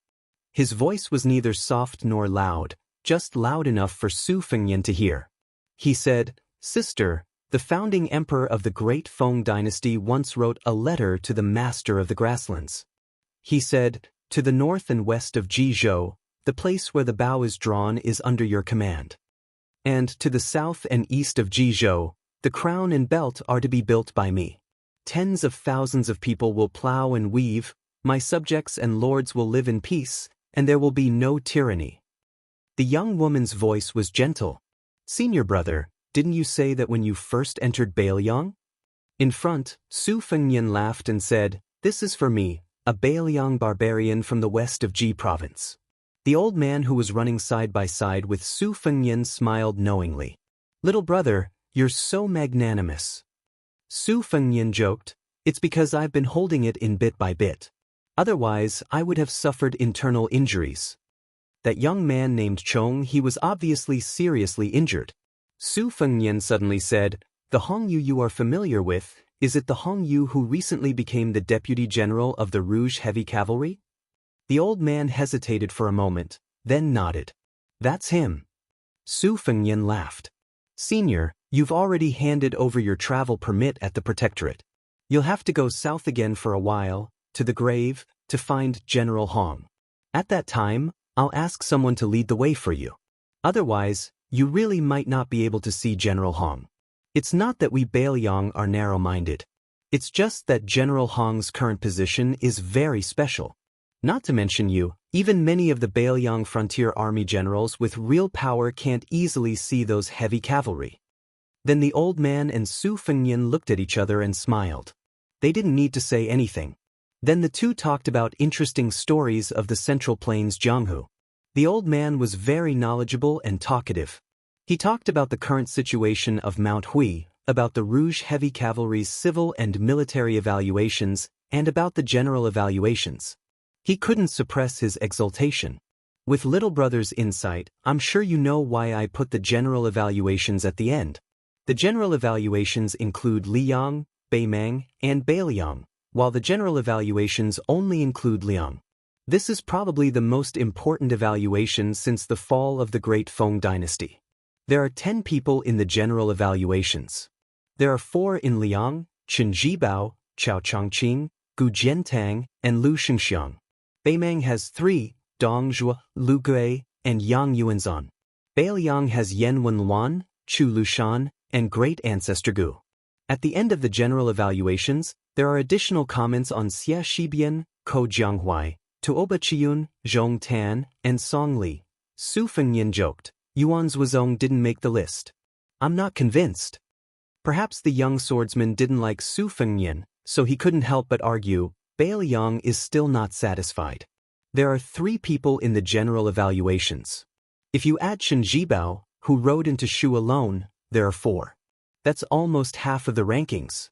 In addition, there's the young king of vassal state who became one of the 4 grandmasters. There's also Su Yambing who suddenly appeared. As for the evaluations, there's also Bailiang's junior guardian Chen Wang and Sun Yin. They're on the same level as Yin Maochen. What else does Bailiang want? Su Fengyan smiled calmly, that's why Bailiang is a good place.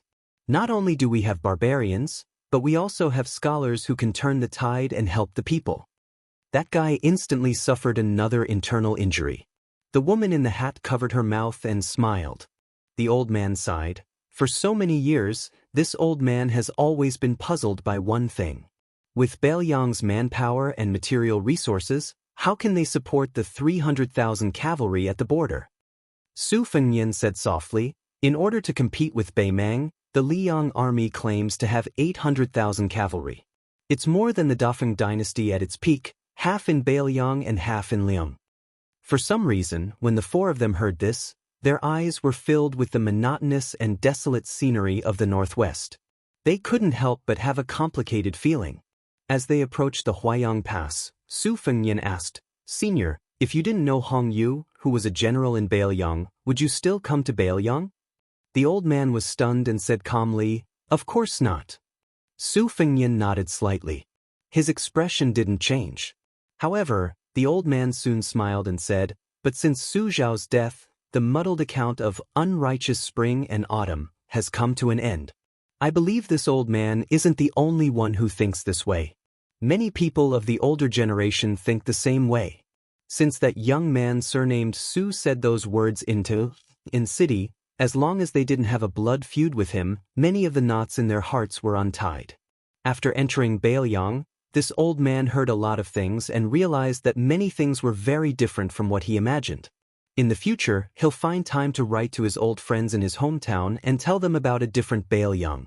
It turns out that here, there's also the sound of books, the sound of chickens and dogs, and when the old man said this, he couldn't help but laugh. There's also the wine cellar who makes me regret that I didn't come 30 or 40 years earlier. Su Fengyan said seriously, Cold women are just like the green ant wine that burns like fire in the mouth. Once you're addicted to it, it'll be hard to change to another wine in your life. The young man snorted and said, Then why did your king of Bailiang marry 2 women from other places? Su Fengyan was speechless for a moment. After a moment of silence, he turned his head and said helplessly, This time, I admit defeat because your swordsmanship is unparalleled." At first, the young man looked smug. Then he put on a cold face. But soon, the corners of his mouth curled up. When he looked at this abominable Bailiang's son again, he didn't seem so annoying. The Huayang Pass that appeared in the vision of the 5 riders was different from Huda City and Liuya Fuling. Since it was named Pass, it meant that one man could hold the pass against 10,000 men. It also meant that once the smoke of war rose, this place would become a battlefield for the military. Most of the passes mentioned in military books were like this.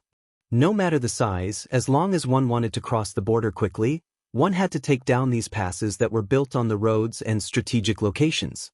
Only then could one drive straight in without any worries.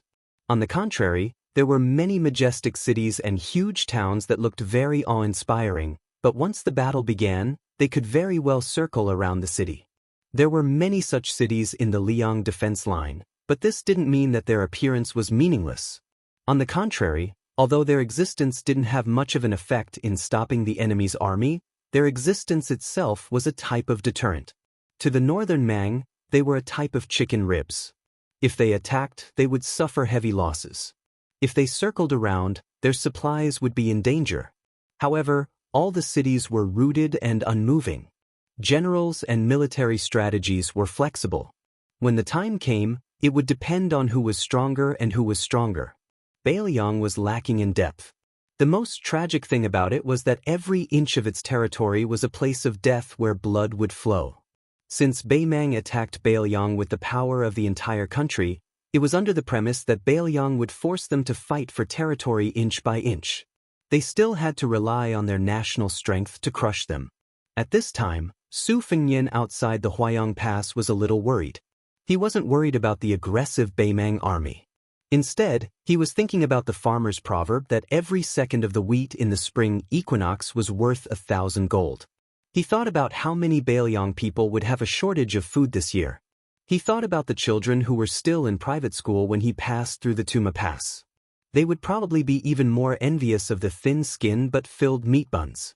At this time, the graceful woman with the hat on her head held back her shyness and quietly stared at the man whose name she didn't know. There was only one thought in her mind that made her embarrassed. If only he was the young great-grandmaster that she yearned for day and night. If only he was the king of Bailiang that many of her close friends in her hometown adored. When they heard that she was coming to Bailiang, many of the noble ladies who only knew how to do needlework, who were usually gentle and graceful, almost eloped with her. Her master laughed and said that this kind of scene that made all the men in the world beat their chests and stamp their feet was probably only seen many years ago when Li Chungang roamed the Jianghu with a sword. Now, how many people didn't miss the beautiful women in Jiangnan? Chapter 1425. During the spring equinox of the second year of Xiangfu, if it was said that no one cared about the increasingly intense war in the northwest, then the situation of Guangling Road, which was originally going well, suddenly took a turn for the worse, making the capital of Liang very worried. All of this originated from the young man at the western border of Xie. After the soldiers on the eastern front of Guangling had gotten used to Ko Jianghuai's mysterious movements, the main general Song Li slowly pushed forward step by step, continuously reducing the space for the West Chu army to perform. Not only did he take back all of the lost land, he also successfully instigated a number of West Chu officers who had rebelled at that time. He compressed the 20,000 infantrymen of West Chu's main force to the front line of Dangyin River and Crow Cry Valley. At that time, not only did Song Li's army have 30,000 Guangling Road infantrymen, there were also 8,000 elite cavalry who were good at fighting as a mobile force. In addition, Song Li had always been steady in commanding troops. No matter how one looked at it, it was a situation where victory was in the bag. The only problem was whether or not they could break into the old capital of West Chu before Lixia. But it was at this moment where victory was at their fingertips that the inferior Xia Shibians suddenly began to exert force, taking the initiative to attack. Afterwards, it was rumored that Song Li's cavalry moved out in full force, wanting to use several thousand cavalry to thin out the enemy's formation. Using the grassland nomadic cavalry's best move, the 8,000 cavalry were divided into 3 groups, and each group was divided into 5 horizontal groups. The nomadic cavalry was at the front, and the elite cavalry was at the back. Facing the enemy's rear, the elite cavalry quickly passed through the gaps and charged forward, launching a projectile attack. Then, under the situation where the battle line was neat and tidy, the elite cavalry retreated, and the light cavalry retreated in turn. But Xianxia only had 5,000 strong, heavily armored infantrymen, holding mo swords more than 10 feet long, to form a dense horizontal formation at the front. Ignoring the arrows, they advanced like a wall. When the shrinking Guangling cavalry had no choice but to launch a true charge, facing these heavily armored infantrymen who were like great halberds of West Chu, it was actually a phrase that made the officials of the Ministry of War of Tian City look at each other in dismay. Men and horses will be crushed when they meet them. Then, the scattered remnants of the cavalry could only use their own infantry to circle out of the battlefield. What followed was an even more tragic infantry battle. Although the Guangling infantry, whose morale had hit rock bottom, did not retreat, it was still difficult to stop West Chu's advance. The main general, Song Li, did not hesitate to personally charge into the formation, leading 800 men to break through West Chu's mo sword formation. Even so, in the following battle, Xianxia, who had been jokingly called by the Liang imperial court before the battle, "Even the cleverest housewife cannot cook without rice," repeatedly mobilized troops that had been biding their time to enter the battlefield. There were less than 1,000 of them, but all of them accurately remedied a few dangerous situations. Song Li was not a mediocre general, fighting bravely. Twice, he led troops to within 100 steps of Xianxia's formation and was forced back by arrows. Afterwards, Xianxia used the thousands of cavalry hidden in ambush to charge into the formation. Song Li had long prepared for this.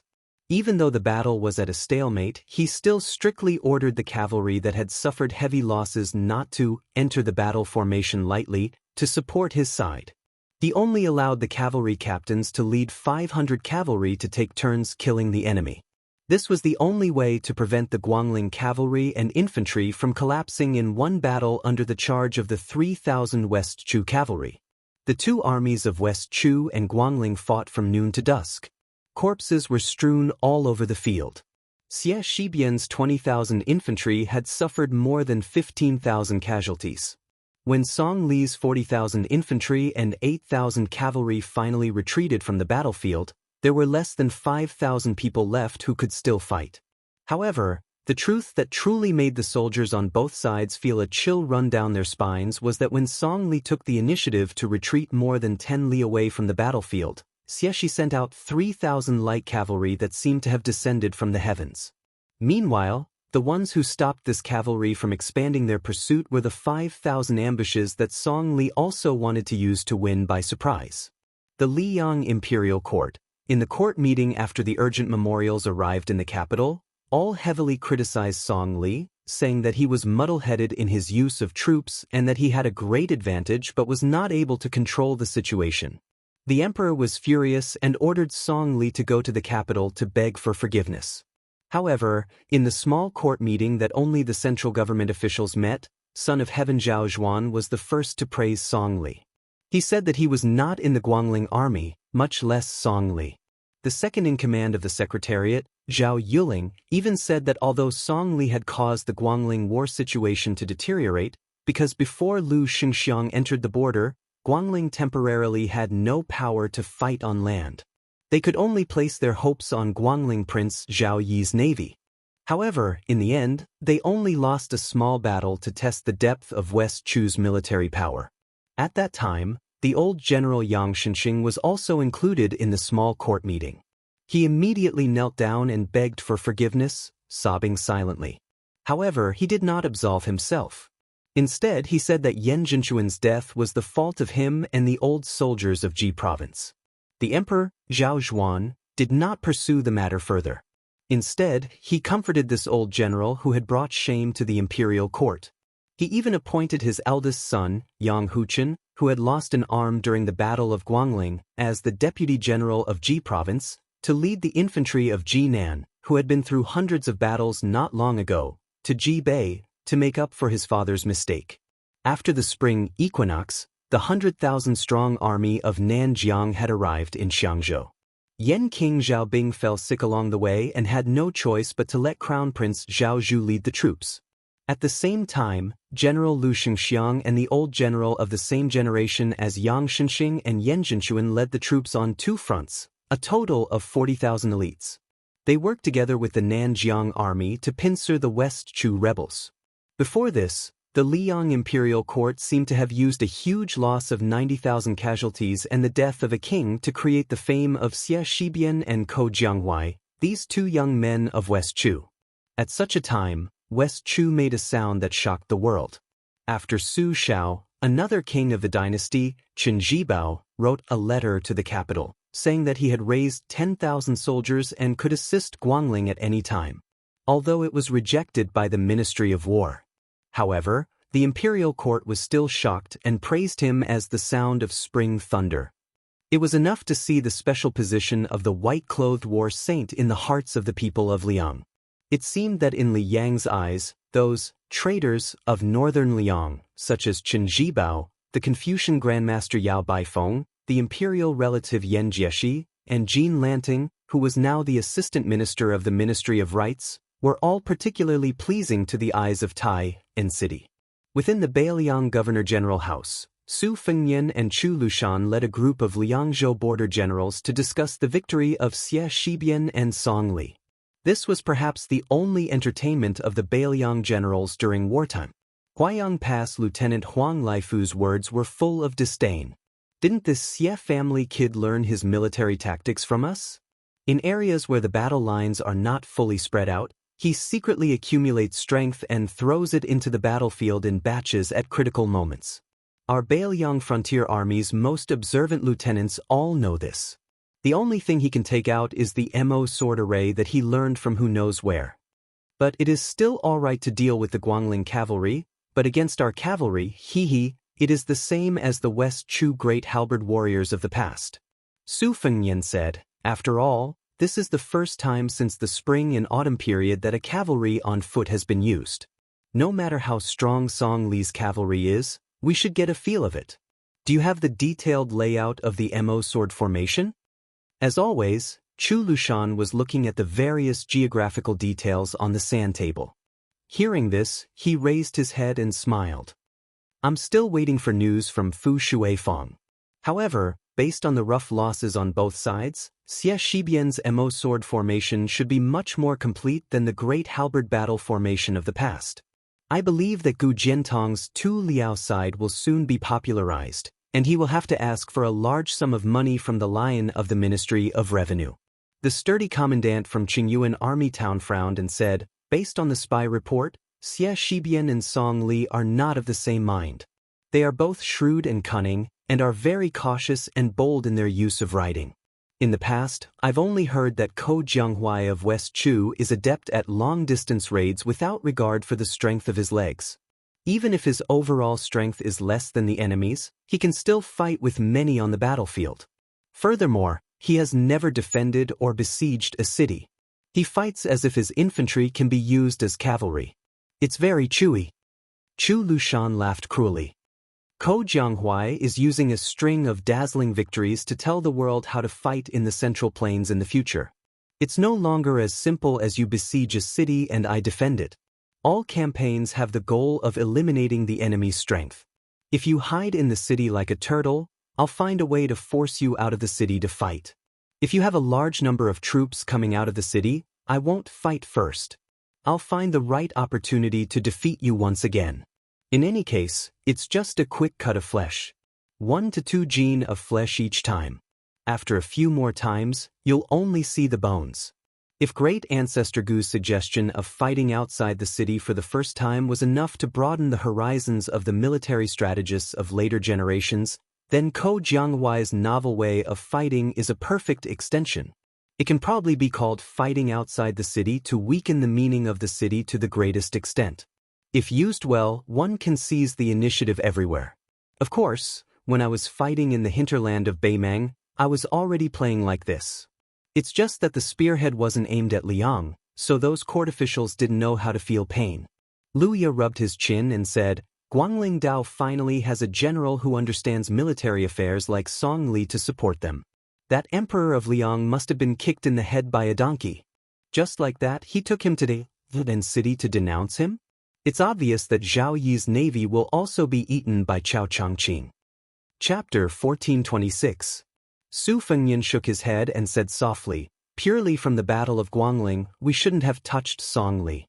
But looking at the overall situation, the imperial court's actions that seem to be destroying their own foundations are actually of the same origin. Back then, the spring and autumn 8 kingdoms were destroyed and the generals were given out. Now, the Zhao family wants to gather all the military power in the world so that they can deal with the future war with Beimang. Yang Xinxing and Yan Jinchuan and the private armies under their command quelling the rebellion were one side of the matter. The Tangxi sword immortal Lu Baijie, the southern expedition commander-in-chief Lu Shengxiang, the Longxiang general Su Gong, the western Liaoning general Tang Taizuang, and the current Song Li, these people entered the capital one after another to become officials. The imperial court intentionally allowed West Chu to revive the country. Other than not expecting West Chu to give them such a big show of strength from the start, everything else happened as expected. Even the king of Yen sending 100,000 troops up north to support was arranged long ago. Don't look at how West Chu cleared out the Guangling battlefield in one go. In reality, he was just helping the imperial court to kill more people. In the end, the imperial court is using this to weaken the vassals and suppress the power of the local generals. It can be considered an open conspiracy. After Lu Ya had cursed the 2 emperors of the Zhao family for not being good people, he immediately smiled at Su Fengyan and said, "Your Highness's way of looking at problems is indeed different from us. It's a tall building." What's a tall building? Huang Laifu hurriedly said, "Tall building, his mother, I forgot about it." Chu Lushan rubbed his forehead, feeling a little embarrassed. Su Fengyan smiled and said, "From a strategically advantageous position." The 2 captains said in unison, "Yes, from a strategically advantageous position." Then they each praised, "Your Highness is extremely talented. Your Highness is very knowledgeable." Our Bailiang Protector General's eyes seemed a little melancholic. Su Fengyan joked, "That's enough, flattery is not suitable for you guys.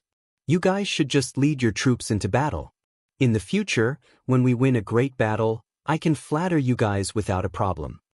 The entire hall burst into laughter. After Chu Lushan returned to the sand table of northern Liang and finished discussing the arrangements with the generals, Su Fengyan walked toward Chu Lushan's residence. After Su Fengyan walked into the cramped courtyard, he said emotionally, "It's been hard on you." Habitually, Chu Lushan bent over and said with a smile, "Although Lu Qiu has been living a luxurious life all these years, back when she was so poor, she would be overjoyed if she could have a hot steamed bun to eat." Later on, she joined the Su family's army. That was how she gained this fat bit by bit. Wang Yi might not believe it, but Lu Qiu was once as thin as a match. Her entire body added up to about 120 caddies of meat. But at that time, her flesh was firm and she could endure hardships. Su Fengyan really didn't know about this. He looked at Lu Qiu, who was as fat as a mountain. "I can't imagine what you looked like when you were thin." Chu Lushan sighed. "That's right. Even I almost forgot about it. Su Fengyan had specially brought those 2 jars of chess pieces today." Chu Lushan had someone find a finely made torreya wood chessboard.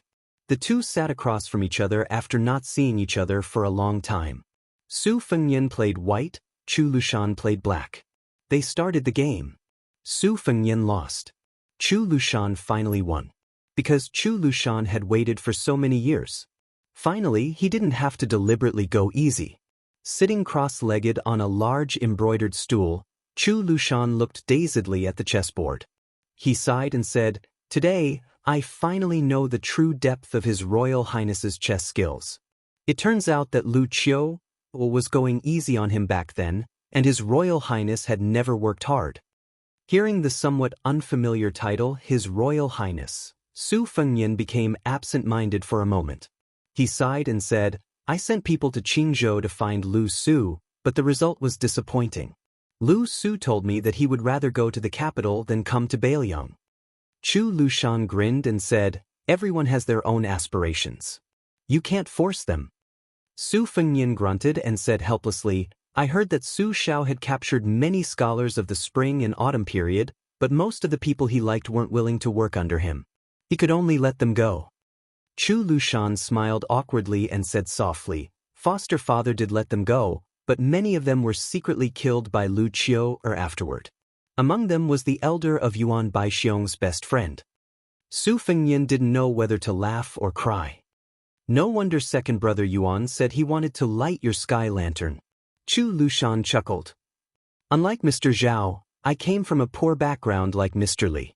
I was born to be at odds with aristocratic figures. I don't have Mr. Li's magnanimity. Back then, when I saw those arrogant fellows, I couldn't wait to chop off their heads.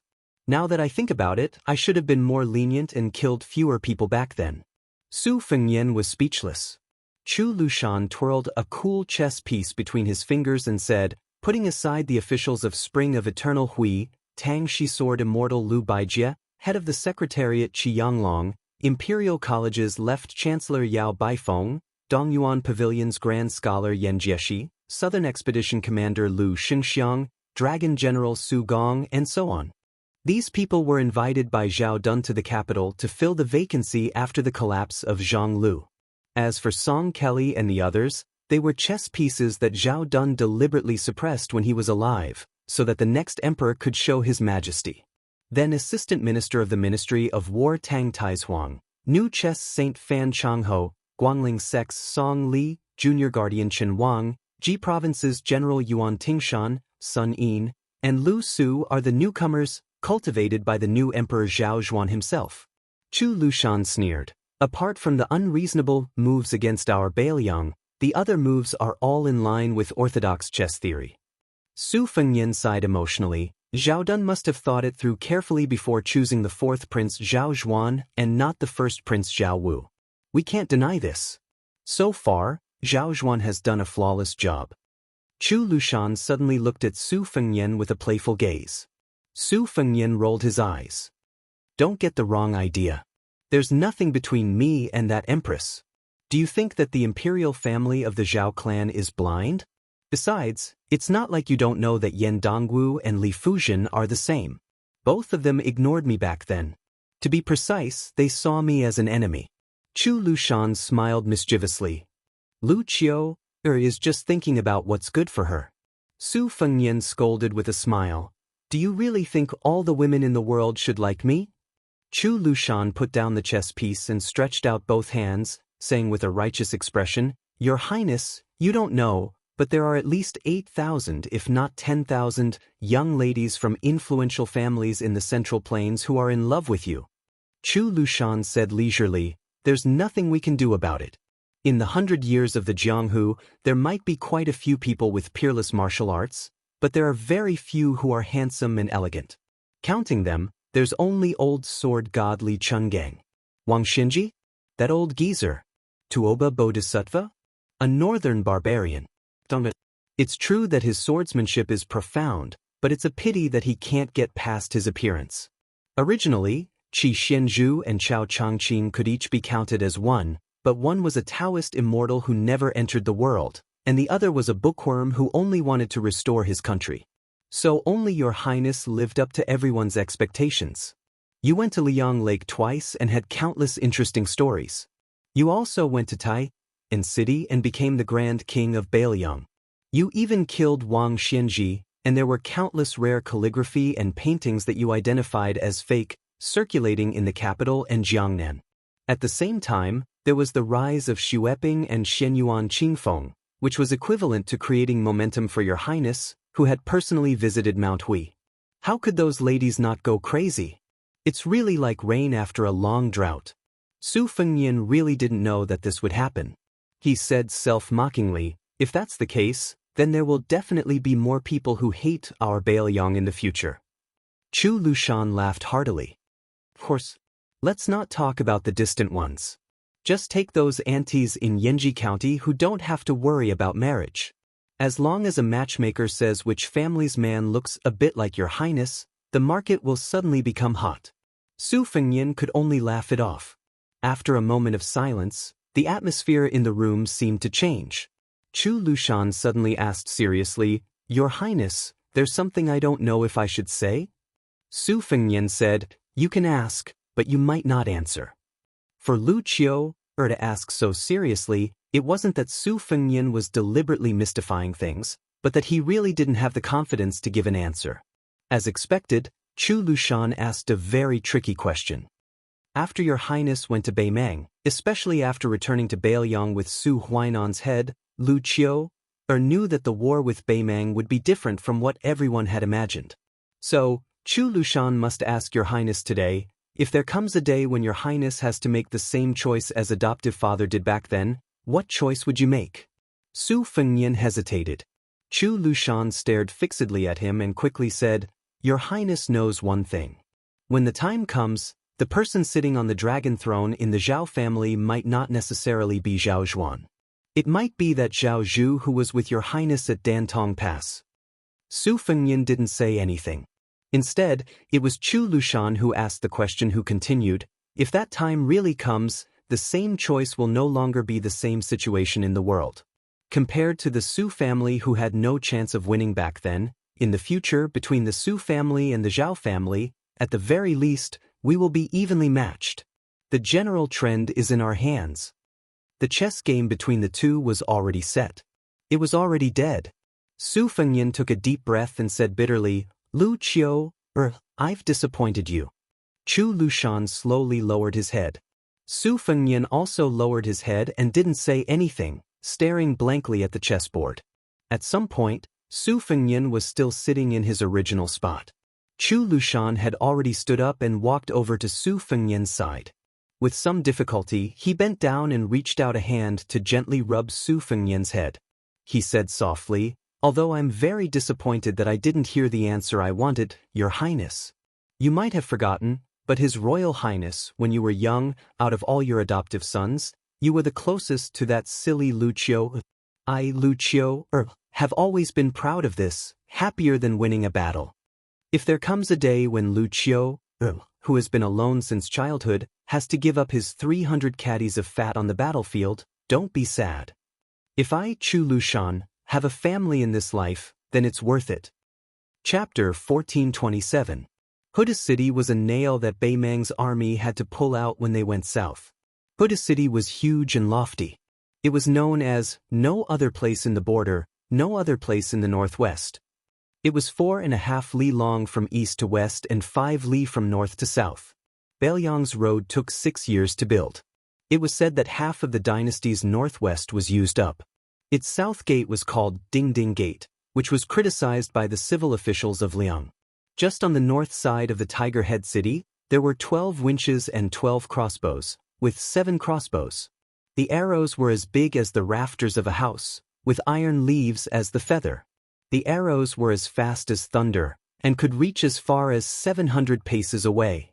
At the end of the spring and autumn period, when Gu Jiantang attacked the old southern Tang, he used these crossbows to shoot through the southern Tang Navy's large turreted ships to show the military power of Liang. If it wasn't for these giant ballistae intimidating and restraining them, if northern Mang's infantry were allowed to wantonly push forward the siege weapons, Tiger Head City's defenses definitely wouldn't have had enough strength to spare. Using more than 1,000 stone catapult carts of various sizes to attack a single city, this was something only a madman would do. In history, this had only happened once during the middle stages of Great Feng Dynasty's decline. The city that suffered disaster at that time was precisely Great Feng Country's capital, whose scale wasn't inferior to Great Peace City. Of course, although Beimang's central line had the same number of catapults, the only difference was that the weight of the catapults was 20 to 30 jin more. Therefore, overall, the power of the catapults was far less than that of the attack in the middle of the Feng Dynasty. Huda City was easy to defend and hard to attack. It also had Liuya and Fuling to help restrain Beimang, so that Huda City wouldn't follow in the footsteps of Xianfan's 10 years lonely city. In addition, there were 6,000 cavalry in Huda City that could take the initiative to attack at any time. They could also coordinate with the elite cavalry of Liuya and Fuling. The defense line of Huayang Pass was also less than 100 li away from the front line of the 4 towns. All of them were elites of the Bailiang Frontier Army who dismounted to defend the city. If it wasn't for the fact that Northern Mang's central line of defense had sufficient military strength and possessed an absolute advantage in numbers, Northern Liang would have launched a large-scale cavalry battle at any moment. Therefore, in the spring of the second year of Xiangfu, Hutu City became the only main character, attracting most of the attention from both sides of Liang Mang. After the Beiliang Protectorate, or perhaps one should say Su Fengnian, personally decided to defend Hutu City to the death for a year, under the leadership of Deputy Administrator Song Dongming and Liangzhou Provincial Governor Tian Peifong, more than 10,000 infantrymen were sent to Liuya and Fuling, 2 towns within Liangzhou. Of these, 4,000 were youths from Liuzhou, carrying a large amount of equipment and supplies. They traveled north, and under the strict escort of the White Feather Guards personally led by Qi Dengwa, they entered the 2 towns. For this reason, Beimang symbolically sent out 20,000 cavalrymen to bypass Hutu City and try to intercept them. However, in the end they didn't fight to the death with the White Feather Guards, and only 2 small-scale battles broke out. After this, Beimang should have guessed Beiliang's strategic intentions and increased the intensity of the attack on Hutu City. Their siege techniques were mainly derived from the gourd mouth of Yuzhou. However, compared to the simple and crude attack on Hutu City, Beimang attacked Hutu City with a lot of new ideas. In addition to the catapults, the craftsmen of the southern dynasties also created a large number of towed carts for Beimang to fill up the trenches, and flying towers for archers to shoot from high altitudes and destroy the battlements on the city walls. They also tried to build a mountain near the city, and even sent cave masters to explore the terrain, digging tunnels day and night to collapse the city walls or to enter the city. For this reason, Hutu City made all kinds of responses. Beimang's infantrymen were unafraid of death. They rushed forward, wrapped the soil with straw and branches, and threw it into the trenches.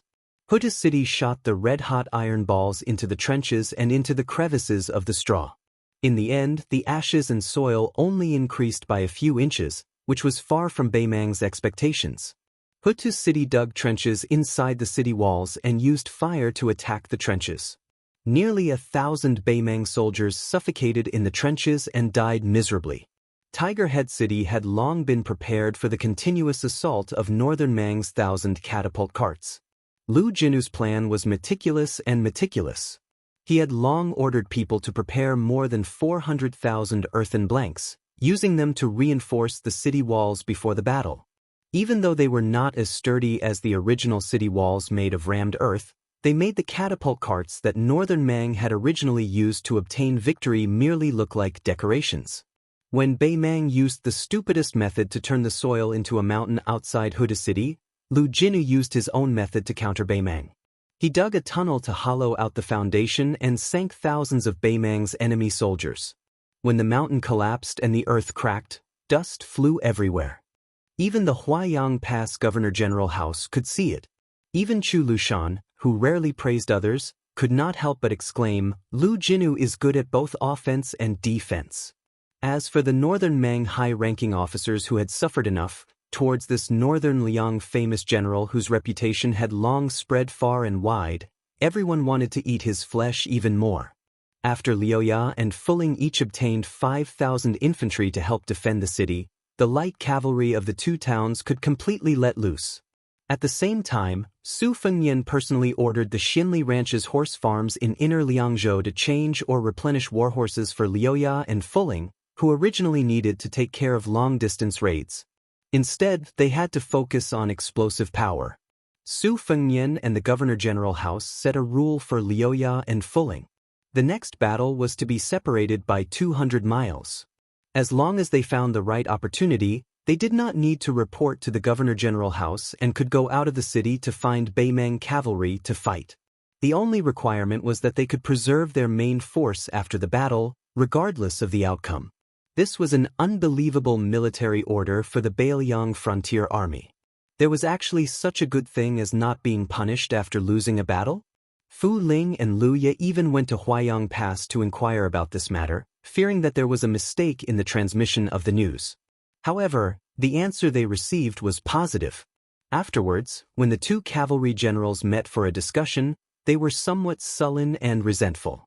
They felt that the Prince and Protector General Chu were looking down on the battle prowess of their two garrisons. The 4,000 northern Mang cavalry were unable to fight to the death, fleeing towards the west. A cavalry officer called Qiqilong Pass, the town commander of the advice army, Wei Liang, told him not to give chase. Wei Liang didn't listen to the advice, chasing after them for more than 30 li, setting up an ambush for the 8,000 Mang cavalry. At the final Qiqilong Pass, at the most crucial moment, he led 500 cavalry to break through the enemy formation, directly charging into the northern Mang's main banner. Moreover, he vowed to bring up the rear, buying precious time for the Fuling cavalry's main force to withdraw. Qiqilong Pass armor had more than 6 arrows embedded in it, the 500 troops only having less than a single arrow left. In this battle, even though northern Mang's losses were greater than northern Liang's, the Fuling cavalry at Liangzhou's second line of defense was almost completely wiped out.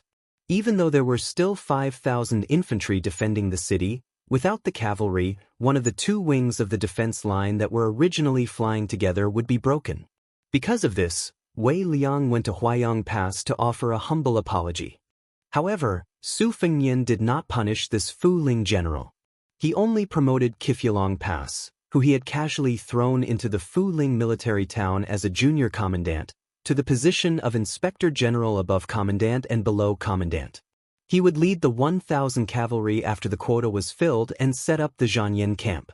He allowed this camp to increase the number of troops every time it achieved a merit. In the end, the maximum number of troops would be 3,000. This was another major event that attracted people's attention after the withdrawal of the Huluku Infantry Army's Hupong camp and the establishment of the Yuzhou Cavalry's no-retreat camp. Qiqilong Pass, a nobody from Beimang, began to amaze the Beiliang Frontier Army with a single brilliant feat inside the Beiliang Protectorate. Chu Lushan was discussing with the generals whether or not they should transport troops to Hutsu City. The two sides were arguing fiercely. The focus of the argument was whether or not the huge cost of opening up this road was meaningful. Now, everyone knew that Hutsu City could accommodate another 15,000 people. The real problem was whether or not they could get in. Lu Ya and Fu Ling's cavalry could only temporarily prevent Beimang from launching a stable offensive in the south of Hutsu City. This was a world of difference from the Beiliang Frontier Army boldly supporting Hutsu City from the south gate. The insistent side believed that the cost of sending 15,000 people into Hutsu City would be the loss of about 10,000 cavalry. The opposing side insisted that this loss was underestimating Beimang's combat strength and determination. This kind of desperate action was exactly what they wanted. Beimang was worried about not being able to open up the situation. This was the northern barbarians dozing off, and Beiliang was sending them a pillow.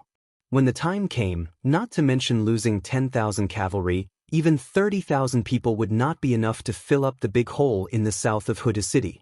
Then, someone suggested that Fu Ling and Lu Ya should attack at the same time. They should boldly push forward and harass Beimang's army stationed on the Longyan Plain. This would provide cover for the transportation of troops in the direction of Huayang Pass. But soon, someone objected. With the brains of Dong Zhuo and the others, this kind of seemingly well-intentioned but actually bad idea was no different from taking the initiative to greet the northern barbarians. They were afraid that they would not know that Beiliang had made a move. Chu Lushan, whose ears were filled with noise, said calmly, "With the reinforcement of Lu Ya and Fu Ling, Beimang must have guessed that we want to use Hutsu City as a support point. Otherwise, they would not have set a trap for Fu Ling's cavalry a few days ago. Therefore, Beimang is now guessing when we will support Hutsu City, not if we will support Hutsu City. There is no doubt about this." When Chu Lushan opened his mouth to speak, the whole place immediately fell silent. Every one of the unruly generals of the border army naturally pricked up their ears to listen attentively. Chu Lushan continued in a neutral tone, "Then we will strive to find a time when they will not expect to do this. If there is no such opportunity, then we can only not do it. Everyone, Hutsu City must be defended. But don't forget why we are defending Hutsu City in the first place. We are defending Hutsu City not for the sake of defending, but to protect our line of defense in Liangzhou as much as possible. As for the matter of exchanging troops, it is meaningless even if one of our border army's lives is exchanged for 2 Beimang barbarians. Of course, during this period we can take the opportunity to lure a few Beimang cavalry away from the main army. We can even directly place 15,000 soldiers behind Huayang Pass and not move. However, we can mobilize all the troops on the front line of the grave and launch a large-scale battle that Beimang will never expect. After winning, we can retreat. Chapter 1428. At this point, Chu Lushan tapped his own head with a finger and said with a fake smile, Wuxia city has Lu Jinu. He will defend the city well. Everyone other than our 2 legs, we still have the 4 legs of our warhorses to help us run. Don't go down a single path. In the end, right now, we and the Northern Mang army are just staring at each other in the area of Wuxia city and Huayang Pass. Both sides are scheming and scheming against each other, and the only thing left to do is to see whose Dao arts are more unexpected. Although there was no clear conclusion on the matter of Wuxia city's reinforcements, after Chu Lushan spoke, the generals present had no more objections. After that, Chu Lushan accompanied Su Fengyan for a stroll around the Governor-General manor. Chu Lushan sighed softly and said, "What a pity. We tried to be clever but ended up making a fool of ourselves." Su Fengyan laughed softly and said, "Perhaps this is what they mean by, man proposes but God disposes. Just treat it as me shooting myself in the foot." Chu Lushan shook his head with a regretful expression. When Su Fengyan gave the military order to Liuya and Fuling, Wei Liang's rash pursuit and Beimang's ambush were all within the Governor-General manor's expectations. In reality, once Wei Liang's cavalry fell into a desperate situation, they would only last for an hour at most before a long-distance Qingyuan cavalry would join the battle and wipe out Beimang's bait cavalry and subsequent ambushes in one go. However, the sudden appearance of a small governor-general with a sense of danger and the courage to fight to the death destroyed all their plans. Su Fengyan and the Governor-General manor had no choice but to suffer in silence. This kind of opportunity was like a lost opportunity. Beimang must have thought that Bailiang wouldn't repeat the same mistake and charge into the ambush. Bailiang also lost a great opportunity to set up a trap for Beimang. Chu Lushan suddenly laughed. The Ministry of War in the capital finally remembered to ask us about Beimang's attack. Su Fengyan sneered, "Just ignore them. If those guys at the border of the Ministry of War dared to go to Gourd mouth of Yuzhou province or come to Huayang Pass, I wouldn't stop them from watching the battle. Now that they've ket off, there's no such thing as lying down and enjoying a good life." Chu Lushan nodded, taking a bit of joy in his misfortune. That mad dog Yuan is now in a difficult situation. Wang Jingchong and Great Ru Shiwei, these 2 generals, have given him a great victory with both hands. Right now, the entire court is looking down on Northern Mang's military strength with disdain. Yuan Tingshan has also become Ji Province's general as he wished. I reckon that Gu Jiantang really wants to hack this son-in-law who only cares about his own promotion to death. The more vulnerable Northern Mang's easternmost battlefront is, the more difficult it will be for our great General Gu to obtain money, provisions, and weapons from the Ministry of Revenue and Ministry of War. When the 2 Liao brothers said that they wanted to build a 6,000-man Modeo infantry formation, the Minister of Revenue didn't say anything, but the Assistant Minister gave a straightforward answer, "I have a life, but I don't have any money." Su Fengyan sighed. Looking back now, when Yuan Guo was promoted from the Ministry of Rights to the Ministry of Revenue, which was in charge of the imperial court's purse, it seemed that he was favored by the emperor, but in fact he was not. Zhao Zhuan's real trusted subordinates were the Ministry of Rights, followed by the Ministry of Personnel and the Ministry of War. The Ministry of Revenue was only slightly higher than the Ministry of Punishments and the Ministry of Works. When it rains, it pours. Later, Yuan Guo made another mistake when he stood on the side in the small imperial court meeting. The only suspense was whether he or Lu Baijie of the Ministry of War would leave the 6 ministries earlier. Chu Lushan sneered. In the end, it's because the new emperor doesn't trust Gu Lu's disciples from the bottom of his heart. When he changed the Liang edition, he was testing Yuan Guo and the others. Isn't there a rumor that he's going to set up Jidushi deputy governors in the vassal territories? I reckon that Lu Baijie and Yuan Guo will both have to get out of Tai and city. One will go to Nanjiang to disgust the king of Yen, and the other will go to a newly established vassal. Su Fengnian nodded. There will definitely be someone in Nanjiang. Most likely, it will be Tangshi Sword Immortal, who disappointed Zhao Zhuan greatly and didn't see him as one of his own. Yuan Guo will be relatively better. He will probably go to the king of Han, who has always been at odds with Zhao Zhuan. If his performance is good, Yuan Guo will have a chance to return to the center of the imperial court. Liu Baijie, on the other hand, will definitely have the fate of moving around in the local areas for the rest of his life. Moreover, without the Minister of War, there is bound to be a series of promotions and changes. The imperial court will also be able to appease some of the local generals, killing two birds with one stone. After all, the posthumous title is only given after death, but the official position in the Ministry of War is real. Chu Lushan sneered. Apart from the chaos in the imperial court when the Zhao family of Liang was in a remote corner, there hasn't been such a dazzling upheaval in many years. Su Fengnian shook his head and said, "Actually, it's not quite the same. The chaos now is only seen as a mess by the common people. In fact, there is order amidst the chaos. The officials in the capital all know what to do." Chu Lushan nodded and said, "That's why Qianglong still has some skills. No wonder he's the old guy that Zhao Dun used to replace by Yen." Su Fengnian chuckled softly and said, "Zhao Zhuan is willing to put Tantanon in an important position. This proves that this young emperor who is busy using his but to warm up the dragon throne hasn't lost his mind." Chu Lushan and Su Fengnian had unwittingly walked to the corridor of the yamen where Yu Luandao had once worked. The two of them stood under the eaves, one with his fingers crossed and the other with his hands tucked into his sleeves. These two most important figures in Bailiang standing side by side like this looked rather comical. Chu Lushan gently exhaled and watched the mist slowly dissipate in front of his eyes. He said, "The Yuzhou cavalry has produced Yu Luandao, and Xiaguang City has produced Lu Haojian, who has repeatedly performed meritorious deeds. Now, Liangzhou at least has a Chifu Dragon Pass. This is a good thing.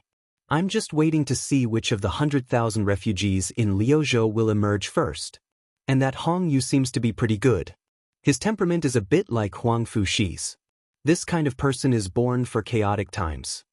Su Fengnian helplessly said, "Beimeng also has people like Zhong Tan. In the future, they will also gradually surface in the general trend." Chu Lushan was just about to speak when a commandant of the White Horse Guard suddenly strode into the courtyard, his expression somewhat strange. He cupped his fists and said, "Your Highness, Protector General, there's someone requesting an audience. He claims to be Guangling Circuit's Ko Jianghuai." Even Su Fengnian and Chu Lushan couldn't help but look at each other in dismay. What kind of play was this? Chu Lushan smiled and asked, "Are we going to welcome him with open arms, or are we going to ignore this famous general of West Chu?" Su Fengnian said to the White Horse Guard, "Bring him over." Very quickly, a tall and sturdy young man appeared in their field of vision. This also seemed to be tantamount to brazenly barging into the field of vision of the entire Bailiang frontier army.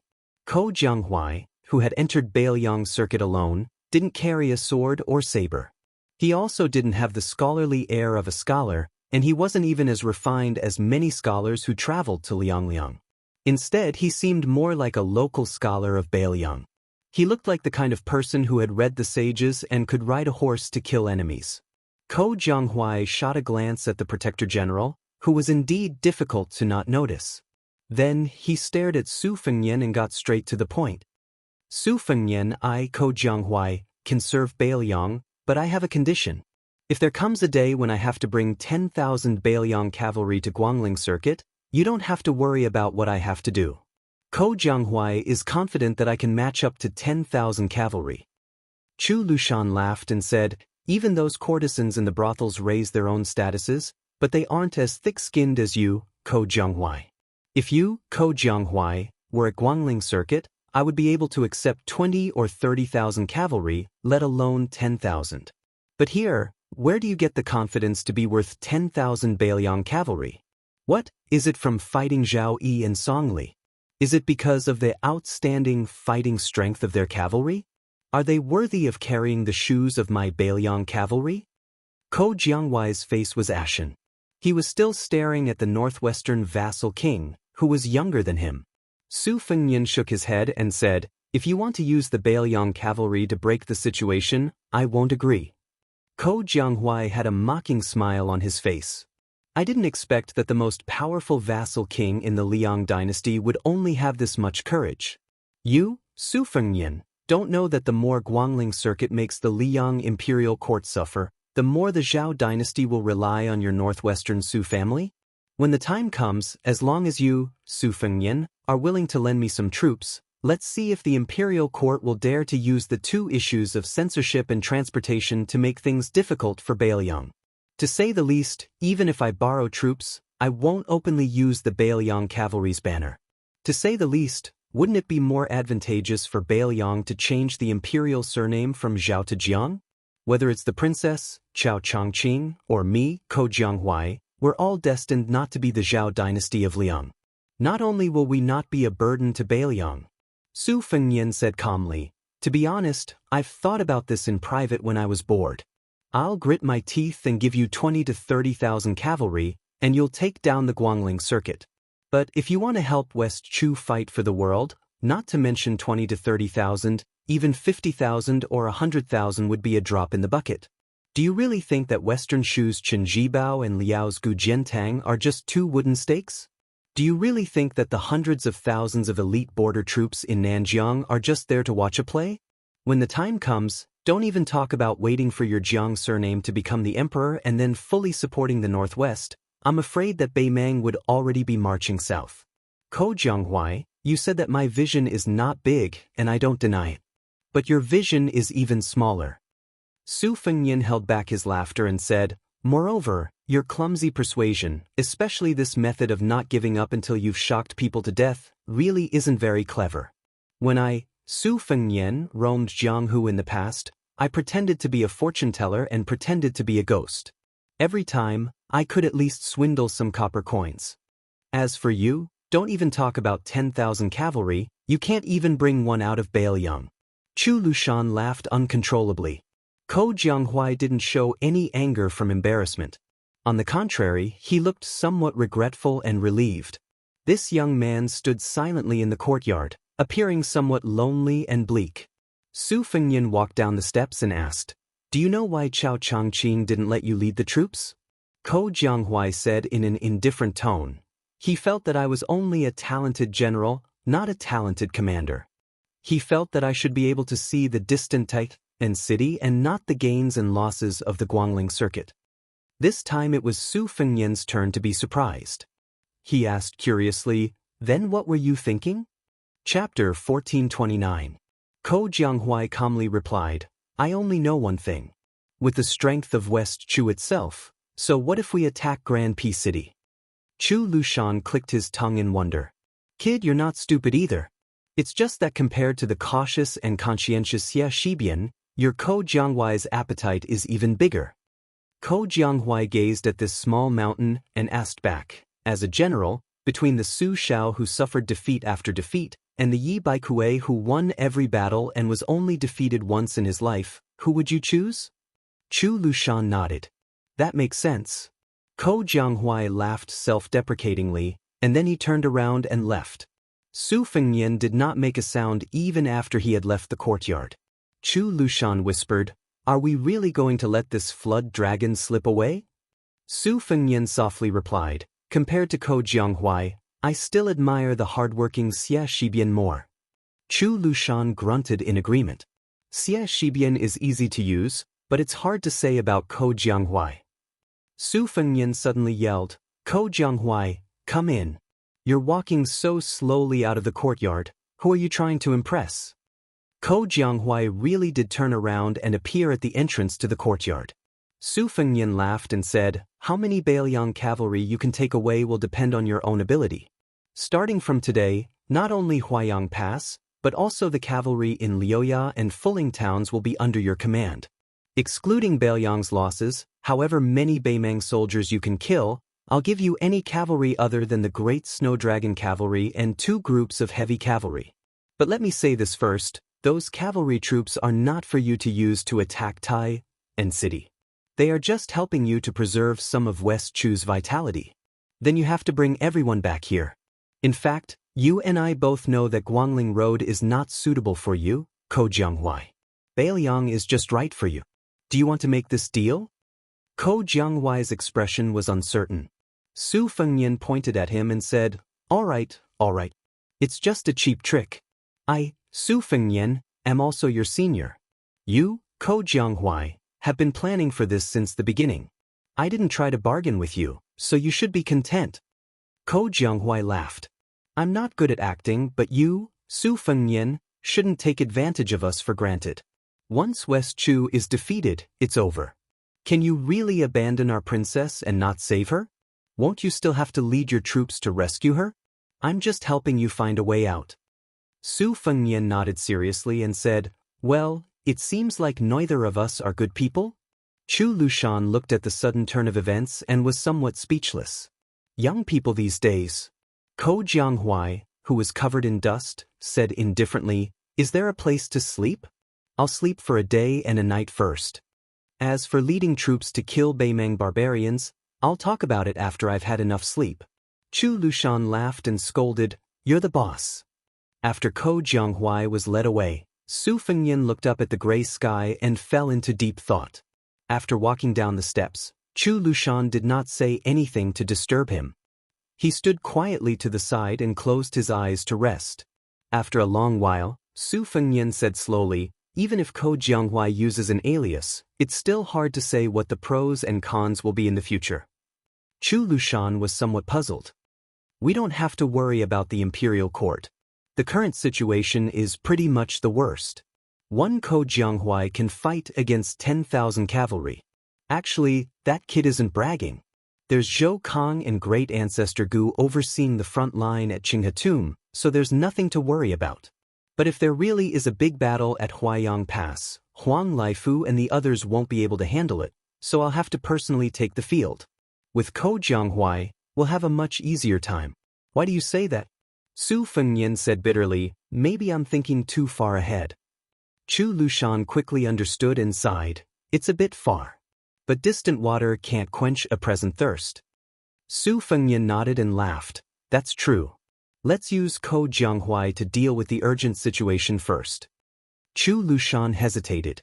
Su Fengnian patted his shoulder and walked out of the courtyard.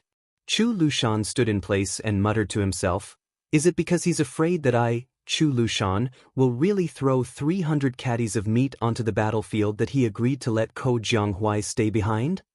Qingming Festival was approaching. At this time of year, there was no rain in Beiliang. The morale of Beiliang Road was also stabilizing.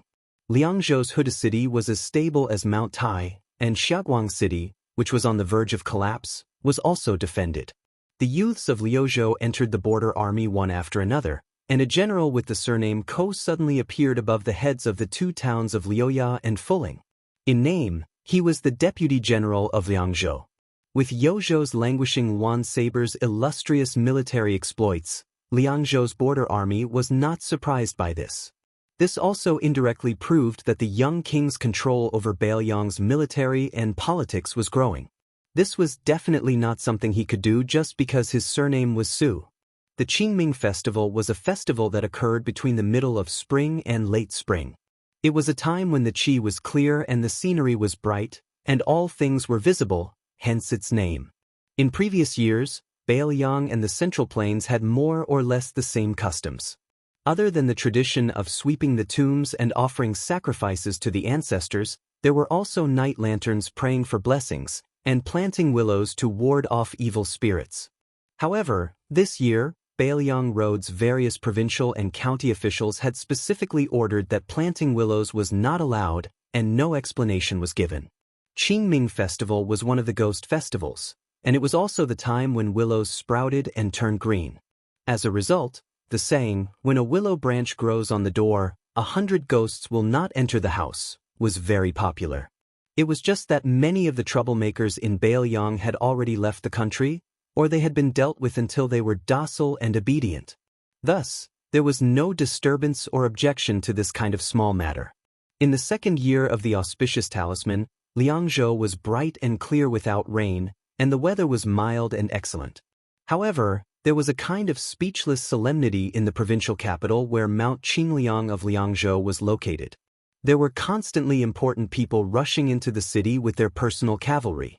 Other than the head of the Bailiang Protectorate, Chu Lushan, who stayed at Huayang Pass, the commander of the cavalry, Yuan Zuozong, who did not go down south, and the commander of the infantry, Yan Wenluan, who oversaw the border of Yuzhou, the other generals at the border almost all rushed to this provincial capital without exception. Zhou Kang, great ancestor Gu, He Zhonghu, Qin Yunshui, Yuzhou provincial governor Hu Kuei, Yuzhou general Huang Fuqiu, and even the administrator Li Gongda and Lingzhou provincial governor Su Beiji all arrived one after another. This was the first time that Mount Qingliang's royal residence had gathered so many generals after Su Fengnian was overthrown as the king of Bailiang. It was an unprecedented grand occasion. The next day was the Qingming festival. 2 riders from the northern border of Liangzhou quietly entered the city under the curtain of night. After entering through the southern city gate, they followed the main street and headed north, heading straight for the legendary Bailiang Palace of the Liang Court. The deputy general of Liangzhou, Ko Jianghuai, who used the alias of Ko Beisheng, slowly rode his horse. He turned his head and smiled at Su Fengnian. Are there still people going to the royal residence to assassinate you? There shouldn't be. One of the 4 great grandmasters of the world, Su Fengnian. Regardless of whether he is the king of Bailiang or not, no one dares to seek trouble. Su Fengnian dismissed it with a smile. Chapter 1430. After getting to know this Ko Jianghuai, Su Fengnian realized that despite this guy's cold and unapproachable appearance, he was actually a chatterbox. Once he started talking, he couldn't stop talking. During their journey together, Ko Jianghuai asked almost everything about Su Fengnian's first trip to Jianghu. On the other hand, Ko Jianghuai never took the initiative to ask about Bailiang's military affairs. Occasionally, when he talked about Guangling's military affairs, which could affect the hearts of the people, he always had a sloppy attitude. This was an eye-opener for Su Fengnian. It turned out that there was such a kind of general between the unparalleled valiant general who could break through enemy lines and the scholarly general who only had a feather fan and a silk headscarf. Ko Jianghuai, who had been practicing the sword, had seen that Su Fengnian had not only traveled Jianghu with Li Chungang, but had also interacted with Dong Tai. He wanted nothing more than for Su Fengnian to know clearly what the 2 sword gods liked to wear and what they ate. Therefore, when Su Fengnian told him the truth about the old man wearing a sheepskin fur coat who liked to pick his feet and dig his ears, Ko Jianghuai, who had collapsed on the spot, was silent for about half a day. With great difficulty, he pulled himself together and rambled, "So that's the style of an expert. Not wallowing in the mire with the world, no wonder he could practice the world's best sword. It seems like I also have to wear a tattered fur coat." In the end, when Su Fengnian also said that the peach blossom sword god's appearance was not at all like jade, and that he was actually more approachable than Ko Jianghuai fell silent again. When Ko Jianghuai had finally finished healing his injuries, Su Fengnian said that he had only practiced martial arts for 3 or 4 years, and that he had relied on luck to become a great grandmaster. This made Ko Jianghuai, whose swordsmanship was actually quite good, grief-stricken and completely shut his mouth. When they entered Liangzhou city, Ko Jianghuai finally came back to his senses. When they could vaguely see the lights of Mount Qingliang, Ko Jianghuai suddenly said as if a heavy burden had been lifted from his shoulders, "Although you deliberately made it sound easy, I know that it was not easy for you to have your current glory." Su Fengnian smiled indifferently and said, "If this can make you feel better, then you can understand it that way. Let me make a rough calculation. Since I started practicing the saber in Wudong, I started from level 2 Master Realm to the Celestial Realm, which is above the Earth Immortal Realm.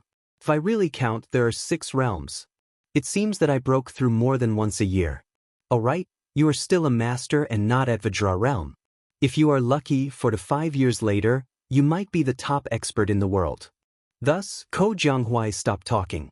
When this Liangzhou deputy general entered the majestic palace, he was still sickly. 2 young tiger Kuei excitedly ran over to welcome Su Fengnian. The one nicknamed Vajra directly jumped into Su Fengnian's arms. The older sister, Bodhisattva, also intimately bit Su Fengyan's robe. Then, Su Fengyan left Ko Jianghuai at Tide Hark Lake and took the two happy young tiger Kuei to Wutongan. The second sister, Su Weisheng, and Lu Qingyan were naturally there. They were busy with the young women who had the reputation of female Hanlin. The second sister only looked up at Su Fengyan and then lowered her head. Su Fengyan walked to Lu Qingyan's desk. What surprised him was that Wang Chudong also had a place in Wutongan. Her desk was right next to Lu Qingyan's. She seemed to be writing a collection of Bailiang heroes that was destined to not be noticed by the literary circle of Liang. When Su Fengyan moved a chair to sit between them, the little girl was still in a daze. Her serious and playful look made Su Fengyan and Lu Qingyan look at each other and smile. Not far away, Su Weisheng finished writing a spy report. She put down her pen, rubbed her wrist, and said softly, "Lu Su will enter the capital in a few days. You should have let me Fengjie and Fan Shaochai kidnap him and bring him to Mount Qingliang. That way, Deputy Administrator Song would have an easier time." Su Fengyan raised his hands and begged for mercy. "Didn't I kidnap Ko Jianghuai back? It can be considered as making up for my mistakes." Su Weisheng glared at him. Ko Jianghuai didn't come to Bailiang because it was forbidden. However, if Lu Su, who helped Zhao Sun present the plan, came to the city and was used by Zhao Zhuan, it would harm Bailiang. It's a loss. How can you confuse the two? Su Fengyan's face was bitter, but he didn't dare to refute.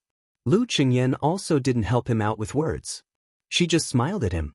That great writer Wang Dongxiang, who was slow to realize that Su Fengyan was sitting very close to him, was so frightened that he leaned back and fell back with his chair. Su Fengyan gently reached out and pulled the chair back to its original position. Wang Chudong, who had made a fool of himself, was ashamed and seemed to want to find a place to hide, like a panicked little fox. Su Fengyan made a face at her. She immediately smiled brightly, her eyes narrowed into crescents and her cheeks dimpled. Su Fengyan said with a smile, "Don't be too tired. Remember to strike a balance between work and rest. You can also practice the Wudong Mountain Fist technique when you have time." Su Weisheng said unhappily, "Don't just stand there and talk." Su Fengyan carefully rolled his eyes at Lu Qingyan and Wang Chudong. The Wutongan maids at the table couldn't help but secretly laugh. Su Weisheng was about to continue lecturing when Su Fengyan hurriedly stood up and said, "I'll go to Teacher Song's place to take a look." Looking at the king of Bailiang who ran away with the two tiger Kuei, the atmosphere in Wutongan unconsciously relaxed a lot. Su Fengyan's treatment at Song Dongming's place and Wutongan's side was of course like heaven and earth. Now, the officials who served as the subordinates of the deputy administrator were mostly outstanding young scholars in Bailiang. They each had their own strengths.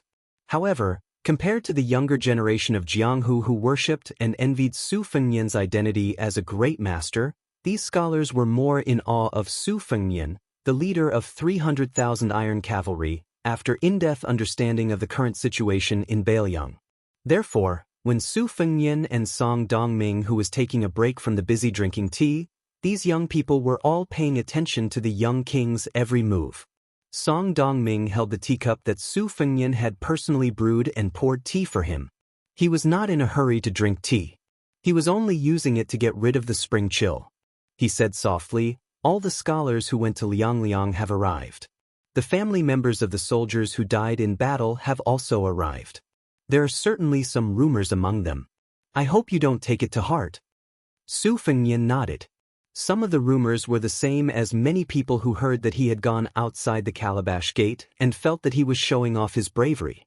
Su Fengyan really did not want to pay attention to them. Some of them were extremely bitter and sobbing. Su Fengyan did not dare to listen to these. After chatting about Bailiang's government affairs, Song Dongming stood up and walked out of the room with Su Fengyan. This middle-aged man who was once groomed by Yuan Benshi as the prime minister hesitated and said, "In the past, I wanted to be the administrator so that it would be easier for me to show off my skills. After getting along with Li Gongda, I feel that I still hope that he can continue to be the administrator. I am in Liangzhou and Sir Li is in Lingzhou. It won't be a problem." Su Fengyan nodded and said, "Since Sir Song has said so, then there is no problem." Song Dongming stopped and said with a smile, I still have a lot of business to take care of. I won't see you off. Su Fengyan smiled and said, Of course. Song Dongming said to Su Fengyan's back, In the past, I only knew that Bailiang was a place where martial artists used soldiers. Now, Song Dongming and many scholars have discovered that Bailiang is also a place where scholars can write. I want to thank you on behalf of these people. Su Fengyan turned his head and smiled happily. Song Dongming suddenly blinked and tried hard to hold back his smile. He said, Your Highness, there are a few women of the younger generation in the Song family. They are all virtuous and have written to me. They said that even if they steal, they want me to send back a few small items such as your seals and copybooks. The most courageous one has always wanted to travel the Jianghu and be a heroine since she was young. She said that it would be best if I sent her a piece of your clothing. If I didn't send anything back, she would cut ties with me, her uncle. Su Fengyan rubbed his forehead awkwardly. Song Dongming laughed heartily and said, I don't care about the clothing. Your Highness can just casually write 4 or 5 characters and send me a few copybooks. On the night before Qingming Festival, Su Fengyan sat alone on the top of the mountain. He watched the city lights at the foot of the mountain gradually light up and then extinguish. He finished a jug of green ant wine. Chapter 1431. At dawn, Su Beiji slowly walked to the top of the mountain. He looked at Su Fengyan, who was draped in a thick fur coat. He walked to the stone table and sat down. He shook the empty wine pot and said softly, An ordinary man will die because of his treasures, and 100 ghosts will look up at him. Su Fengyan, whose alcohol smell had long been blown away by the cold mountain wind, sighed and said, Last night, I was thinking that if someone else becomes the emperor, even if that person used to be my good friend, would he tolerate someone with a different surname holding hundreds of thousands of elite soldiers? Su Beiji shook his head and said, You'd better not have any hope, or else you'll be disappointed. Because even if that person can tolerate it, the people around him won't agree. How to sit on the dragon throne and how to sit on it are 2 completely different things. Bailiang always felt that the 3 emperors of the Zhao clan of Liang were the same. They all liked to cook the hound after the cunning rabbit had outlived its usefulness. This opinion wasn't wrong. However, not to mention Zhao Zhuan, who had just ascended the throne, Zhao Yin and Zhao Dun were destined to be wise monarchs in the history books of future generations. They naturally had their own strengths. Ordinary commoners would have to rack their brains if they wanted to take care of a household and live a comfortable life, let alone a huge dynasty. Zhao Yin might believe that Su Xiao won't rebel against the Zhao clan, but Zhao Yin wouldn't believe that Su Zhao's son would willingly guard the northwest. Zhao Dun might know that your bottom line isn't low, but he also doesn't believe that the next Su clan's prince with a different surname won't be arrogant and uncontrollable. He must be wondering if there's a possibility that the king of Bailiang might one day run off to destroy the Zhao clan on a whim. The outspoken Su Beiji glanced at Su Fengyan, who wanted to say something but was hesitating. He sneered and said, You might say that Su Xiao won't rebel, but I, Su Fengyan, won't rebel either. The same goes for my descendants in the future. Su Fengyan smiled bitterly and said nothing. Su Beiji's words were still harsh. There's no knowing what's in a person's heart. No one can read Su Fengyan's mind. No one in the world has to believe anyone's reason, especially those who were born in the royal family. If they weren't suspicious by nature, how could they sit on the throne? How could he compete with the vassal towns, the relatives of the emperor, the eunuchs, and the civil and military officials of the imperial court? Besides, he would rather have his grandson squander away his family business than let it be snatched away by an outsider. This kind of dark mentality was not unique to the emperor. Do you, Su Fengyan, dare to say that you don't have any? Su Fengyan smiled and said, That's true. Su Beiji suddenly asked, Aren't you one of the 4 grandmasters? But are you also afraid of the cold? Su Fengyan said self-deprecatingly, After the battle at Liuzhou, my strength fell greatly, and I feel cold in my bones all day long. Actually, the fur coat can't keep out the cold. The only reason I wear it is because it's better than nothing. It's just like how many retired swordsmen of the Jianghu like to look at their dusty swords on the shelves. Retired generals also like to touch their armor and sabers. Su Beiji asked, What's up with that Liangzhou Deputy General Ko Beishang? Su Fengnian joked, "He's a new lover." "What's up, Tangerine? Is this old lover of yours here to denounce you?" Su Beiji stared expressionlessly at Su Fengnian. Su Fengnian could only put away his joking expression and said helplessly, "It's that Ko Jianghuai from West Chu from Guangling Path.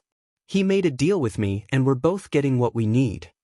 Su Beiji's expression softened, and he said in a low voice, "Liuzhou only has 3 incomplete military towns to rely on, but they have to face Lu Gui's 100,000 soldiers and Tuoba Bodhisattva's 10,000 elites.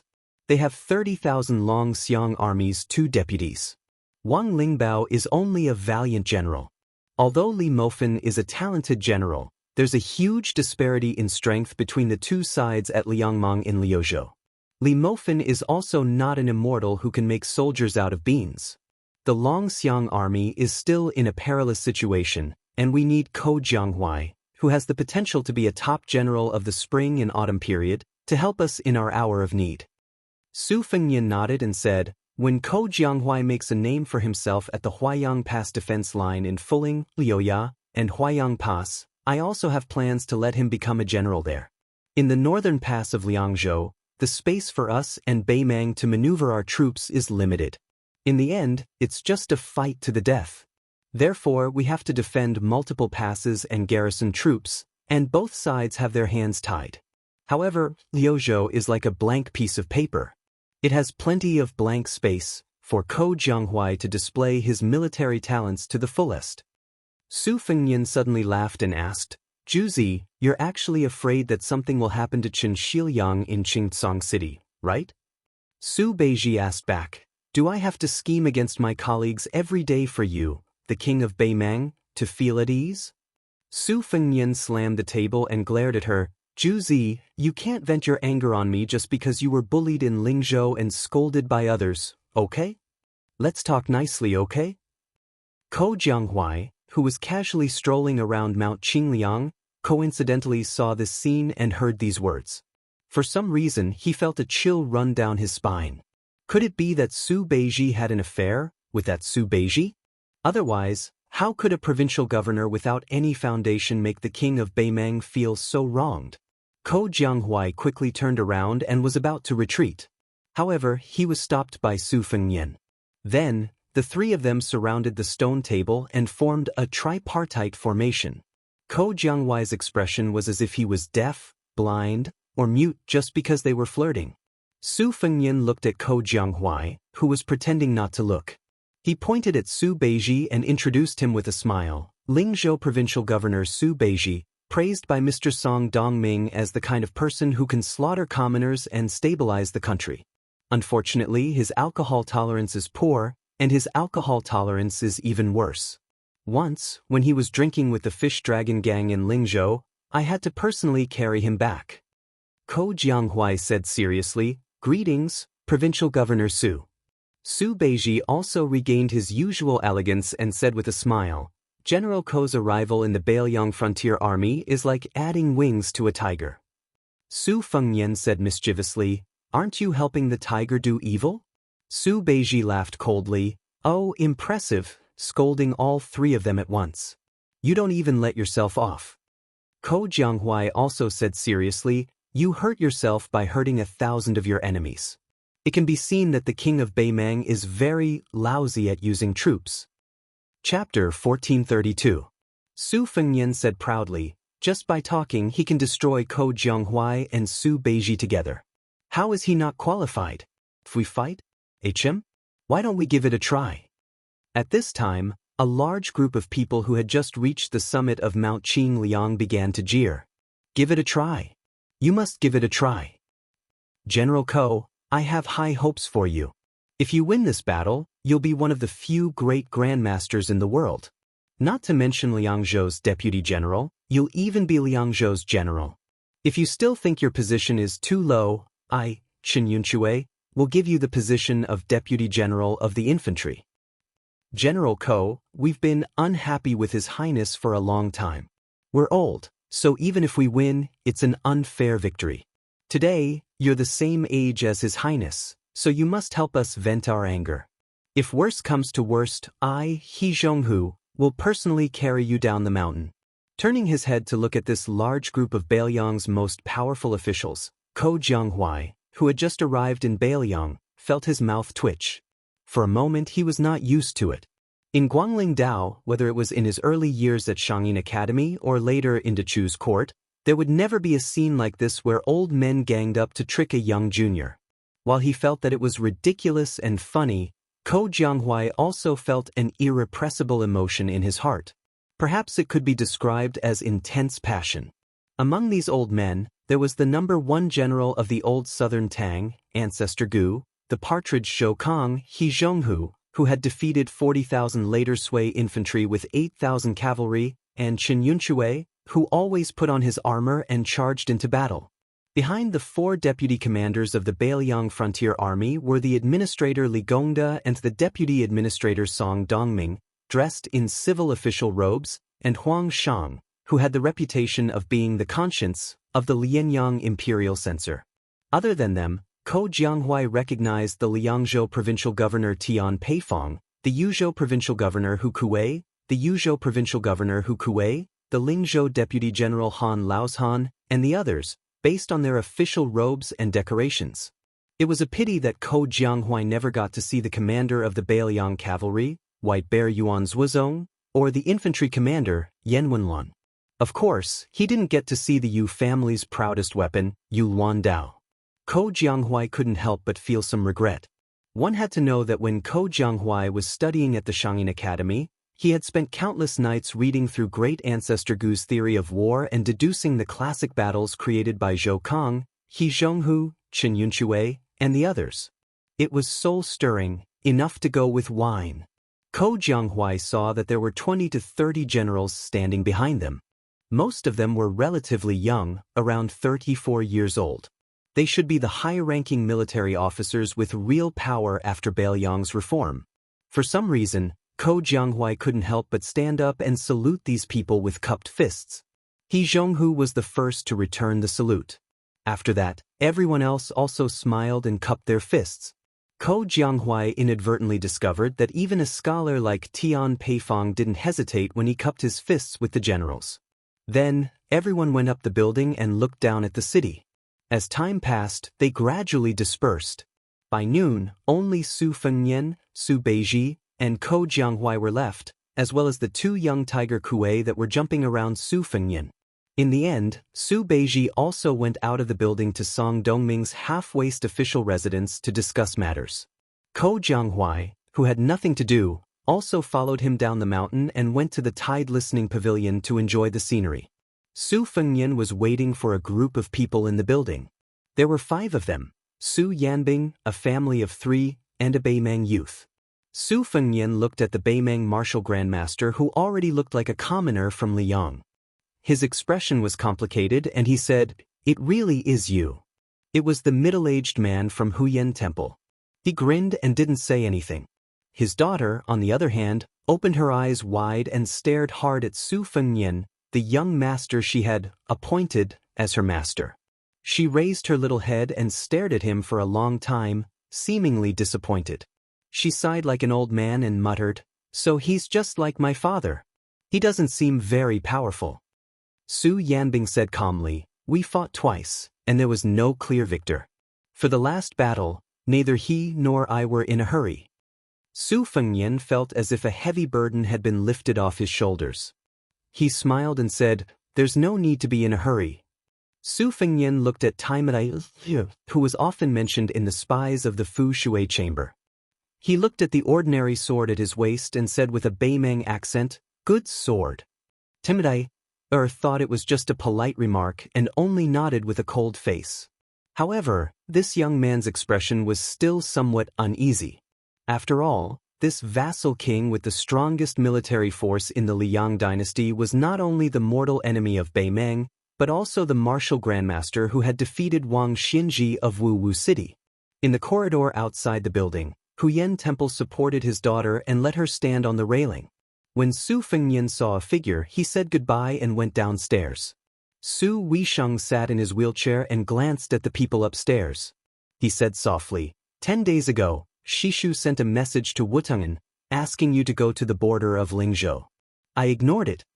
Su Fengnian frowned and said, "He wants to see me?" Su Weisheng said calmly, "Right now he, Xie Guanying and the girl from the Spring Invitation Cottage have entered Lingzhou. He said he will wait for you at the border between Lingzhou and Liangzhou." Su Fengnian smiled and said, "Then let's meet." Su Weisheng nodded and said, "Bring Uncle Su and Tantai Pingjing. If Huyan Temple is willing to go with us, that would be the best." Su Fengnian nodded and said, During the Qingming festival of the second year of Xiangfu, at dusk, tens of thousands of people were dressed in mourning clothes at the back of Mount Qingliang. The king of Beiliang, Su Fengnian, led nearly 100 civil and military officials, and offered wine to the Longxiang army who died in Lu province, the Serenity Cavalry who died in Jibei and outside Huluku, the Border Army who died in Huluku, and the Border Army who died in Huluku. In the Forest of Steels, there were 300,000 nameless steels, and 36,872 names were written on them. In the night, wishing lanterns rose slowly in the city of Liangzhou. After the 5 riders left the city, Su Fengnian stopped his horse and looked back. He took off his wine pot and drank a mouthful. 1 year later, how many people in the Beiliang Border Army would not be able to drink this wine? A few years later, how many of the millions of people in Beiliang would miss this green ant wine before they died? At this moment, the scene in Su Fengnian's eyes was like fire spirits rising in the city. Chapter 1433. Su Fengnian, Su Yanbing, Huyan Daguan, Tantai Pingjing, and Taimadai. 5 riders headed south to Lingzhou. 3 of them were in the top 14. Tantai Pingjing was now the most famous Qi cultivator grandmaster in the world, and the other was the most promising swordsman in Beimeng. It was only a matter of time before they were on the rankings. This was an unprecedented lineup. Compared to the 9 swords of the Wu family that had defeated Beimeng's 10,000 riders, they were much better. Taimadai did not know why he had to make this trip south. Deep in his heart, he did not like that young king. However, Huyan Daguan wanted him to come along, so Taimadai could only follow. It was rumored in Beimeng that Su Fengnian had not only inherited Li Chuangong's azure dragon sleeves, but Dong Tai had also taught him the flying sword technique. Although Su Fengnian was used to showing people his sword, Taimadai did not doubt that if Su Fengnian really used a sword, he would not be his match. Taimadai was silent along the way. There were many times when he wanted to ask Huyan Daguan, who was not willing to admit to being his master, if he could surpass Su Fengnian in swordsmanship. Taimadai did not realize that he, who had little desire to win since he started practicing swordsmanship, was different now. The 5 riders galloped along the Lingzhou post house known as Jiangnan. Taimadai had been carefully observing Su Fengnian's words and actions. It was not that he did not find any clues. For example, although Su Fengnian wore his cold sword on his left waist, this king of Beiliang was actually secretly left-handed. When he fought an enemy, whether he wielded his sword in his right hand or his left hand would make a huge difference. Then there was Su Fengnian. Although his qi seemed to be flowing slowly and dry like it was dry season, the water surface was very shallow, almost reaching the bottom. However, Taimadai knew that if his qi was flowing like a river during flood season and looked fierce, then Su Fengnian was the Guangling River in Liang. The more dry it was, the more lofty it was. The depth and width of the river was terrifying. The 5 riders stopped at the northernmost part of Lingzhou and turned off the post house. They followed a small path and turned into a mountain range. On the mountain path, there were many strong Liang men under the protection of Beiliang soldiers, carrying stone and stone slabs out of the mountains. Under the protection of the Beiliang soldiers. The person leading the way for the 5 riders was a spy from the Fushui chamber who had been waiting at the entrance to the mountain for a long time. He was a middle-aged man with an ordinary appearance. He did not have the shrewdness that a spy should have. He gave off the rough aura of someone who lived close to the mountains. The man's surname was Lu, and he was a small spy leader in the second-class branch of Wuxia society. He only knew that he was going to pick someone up, but he didn't tell him who he was going to pick up. When he met the 5 riders with different accents, the spy wasn't sure where they came from. However, since the leader of Lingzhou's spies, the first-class branch of Wuxia society, had said a few harsh words for the first time, he carefully accompanied the 5 riders into the mountain. Along the way, the man carefully explained the history of the quarry to them. He said that the place was called Jianyu Mountain in the local area, but the scholars of Lingzhou liked to call it Diyu Paradise. Ever since the Great Feng Dynasty established the protectorate of the western regions further west of Beiliang, most of the stone used to build the military towns in Qingcang Linyao was cut from this place. Later on, it was the same for the construction of the prince's manor on Mount Qingliang. It was even more so for the construction of Hutu City, which took 6 years at the border of Liangzhou. In the end, Su Fengnian and the other 4 had no choice but to lead their horses forward. They came to the top of a mountain and looked down at the mountain range. After the beginning of spring, the scenery was lush and verdant. However, as far as their eyes could see, it was as if the peak under their feet had long been an empty shell. Ever since the Great Feng Dynasty, after nearly 500 years of stone mining, this Diyu Paradise, which was one of the 36 blessings of Taoism, had truly become a paradise in name. It was made up of 16 large caves and nearly 1,000 caves. Looking down from the side peaks, the winding plank paths climbed all over the mountain range. On the main peak, there were occasional Taoist temples with flying eaves hidden in a cage of greenery. Day after day, year after year, tens of thousands of stone miners in Beiliang worked hard to make a living here, while people who sought immortality were born here to cultivate Taoism. Su Fengnian stood on the top of the mountain and was lost in thought. Diyu Paradise had been brightly lit since the beginning of the year. It had welcomed the peak of stone mining. Because of this, even the Taoist priests in the temples who usually did not care about worldly affairs could not sit still. They were afraid that the young vassal king would be determined to completely empty the entire mountain range. When that time came, where would they find a paradise? On the eve of the Qingming festival, 3 elderly Taoist priests jointly visited the Lingzhou provincial governor's manor. They tactfully raised objections to Su Beiji. They even did not hesitate to use the reason that this move would harm Beiliang's foundation and fate. Su Beiji treated them with courtesy, but the government still carried on with the stone mining as usual. As the main culprit, Su Fengnian certainly knew the secret. He spread the word that another Huda city would be built behind the 3rd line of defense at the Heavy Tomb. It would only take 3 years. The administrator Li Gongda and a Mahist master would be the supervisor. Su Fengnian would personally be the deputy supervisor. The new unnamed city would be built facing the Songshan Mountain. Its scale would be even bigger than Huda City. When the time came, it would become the new largest city in the northwest. Would the city be built? Of course, Su Fengnian wanted to tell Beimang, Baiding, and Shijing, especially Dong Zhuo, the king of the southern courtyard, that even if they succeeded in destroying Huda City, Liuya Foling, and the Heavy Tomb, Beiliang still had to break through another city before they could enter Beiliang's Taoist territory. Would Beiliang's tax revenue, which was not rich to begin with, be cut off because of this? The answer was of course, but Su Fengnian was staking everything on this one throw. In the entire Liangzhou, other than the 3 border armies and the army guarding the pass, everyone else had to rush to the Songshan Mountain area to contribute to the construction of the new city. All of this was actually a cover for the final battle at the mouth of the Calabash a year later. Su Fengnian had to force Beimang to have no choice but to focus on Liangzhou's front line. To this end, Su Fengnian and Chu Lushan even discussed a desperate plan where Liangzhou would win and Liuzhou would lose. This was because Liuzhou only had meaning if they won or lost. In a stalemate, Liuzhou had no strategic value. Of course, even if Liuzhou lost, it would only allow Beimang and Lu Gui to win.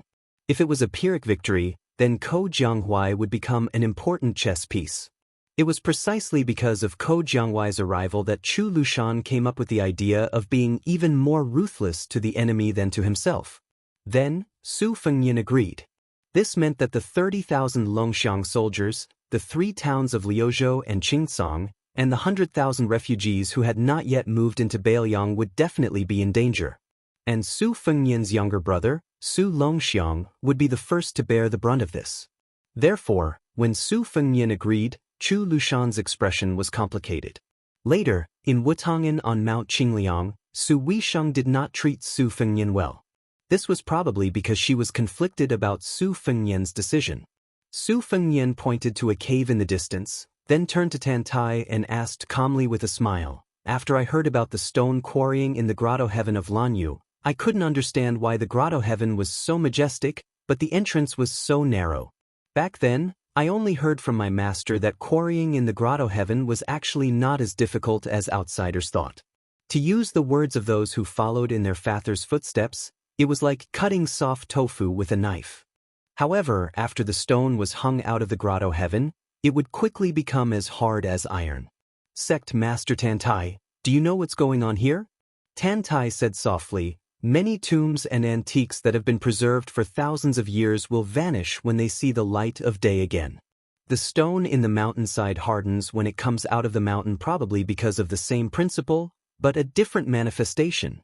It's the result of the fusion of material and gas." Su Fengnian wanted to say something but stopped. He tried to hold back his laughter.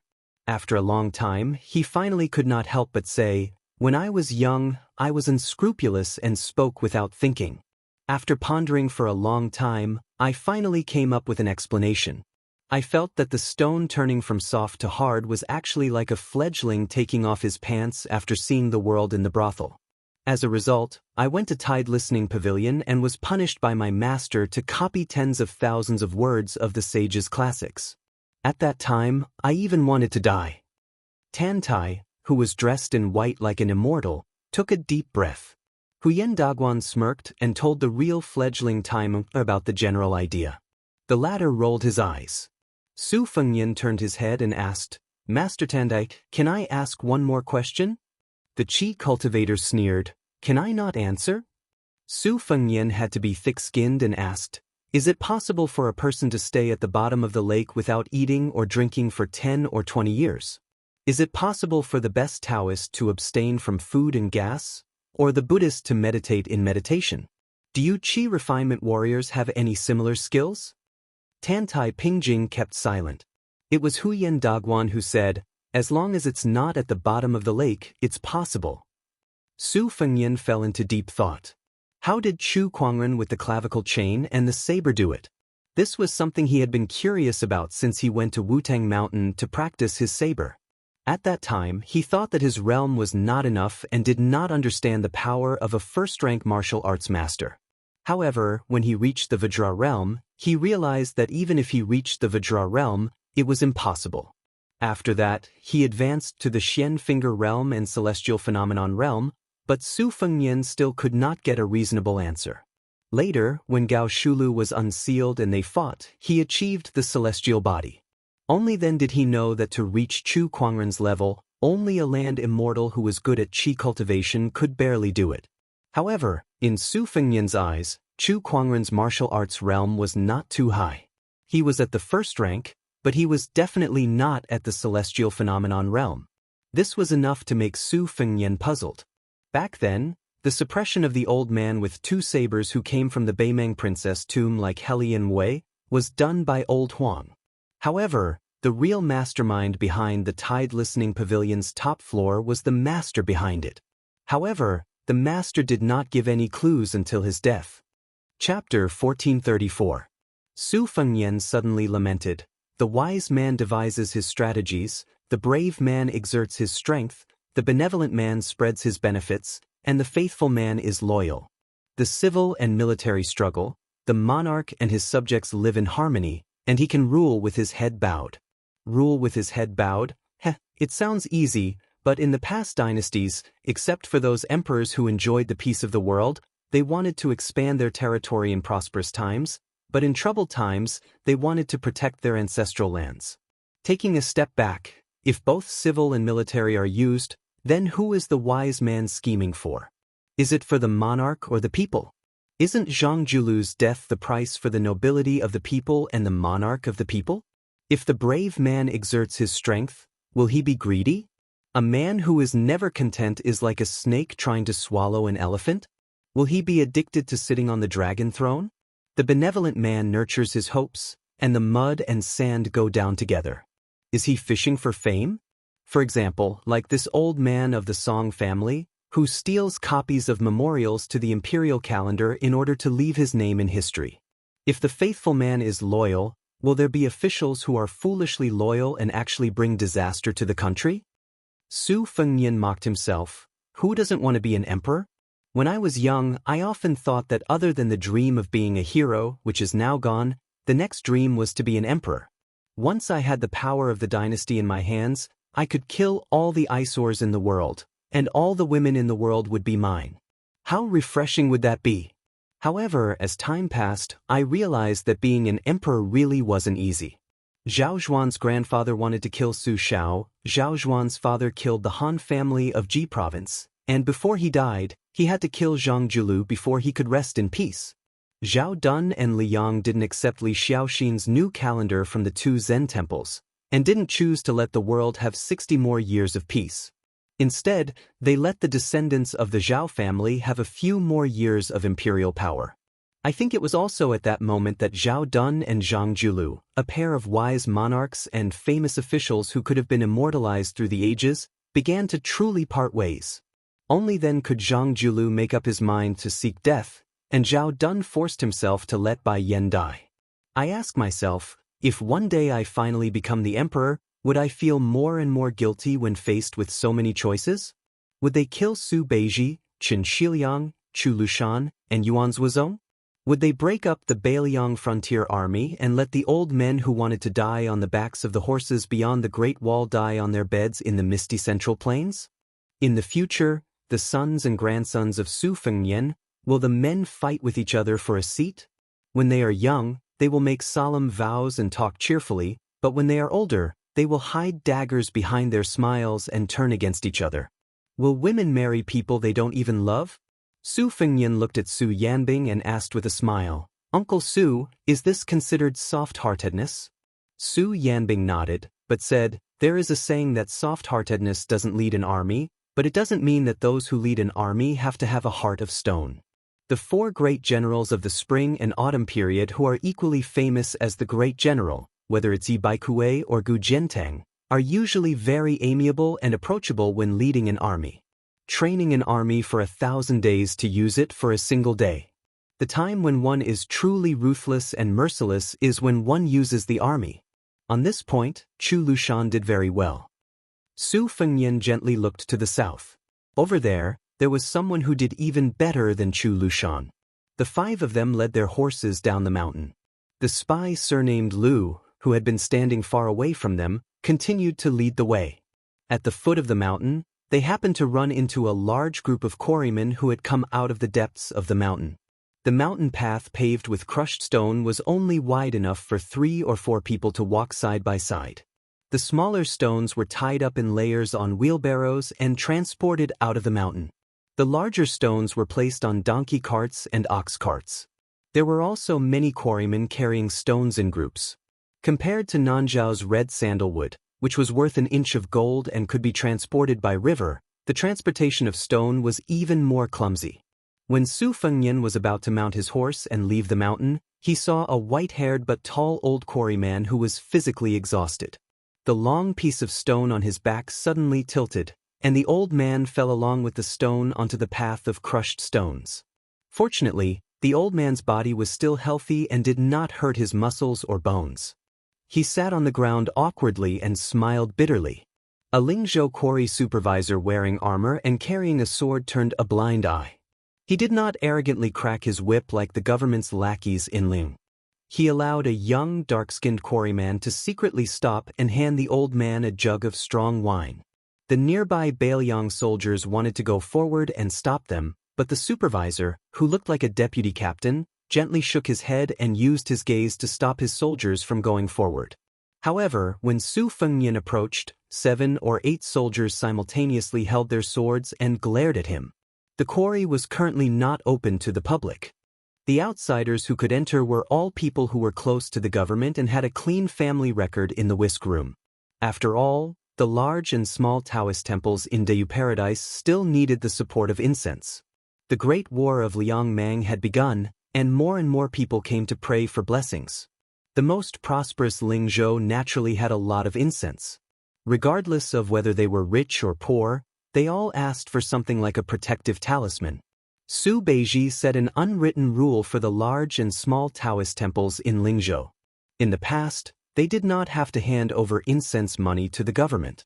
They had to take 2 or 3 or 4 out of every 10 miles. For a forbidden land like Diu Paradise, because the government was lenient, they had to take 4% of the incense money. Therefore, after Su Beiji bought the rice provincial governor, he had the reputation of being a popular provincial governor. It was only when Spy Lu stepped forward that the Lingzhou soldiers in charge of transporting the quarry retreated. However, their eyes were still alert. The quarry old man who drank a mouthful of strong wine raised his head and looked at the handsome young master in front of him. He did not have stage fright. He was probably a talkative person. He took the initiative to smile and said, "This young master is going to Chongshan Temple to burn incense, right? It's not that I want to put in a good word for Chongshan Temple, but the marriage fortune sticks there are very effective. These years, I have seen many young masters and ladies come back after making their wishes." The old man's outrageous grandson also managed to find a pretty good granddaughter-in-law for the old man after winning the lottery at the monastery. Nowadays, people in Lingzhou say that other than Wudong Mountain's fortune sticks, everything else is the most effective. In terms of marriage fortune sticks, it will be Chongshan Temple's turn.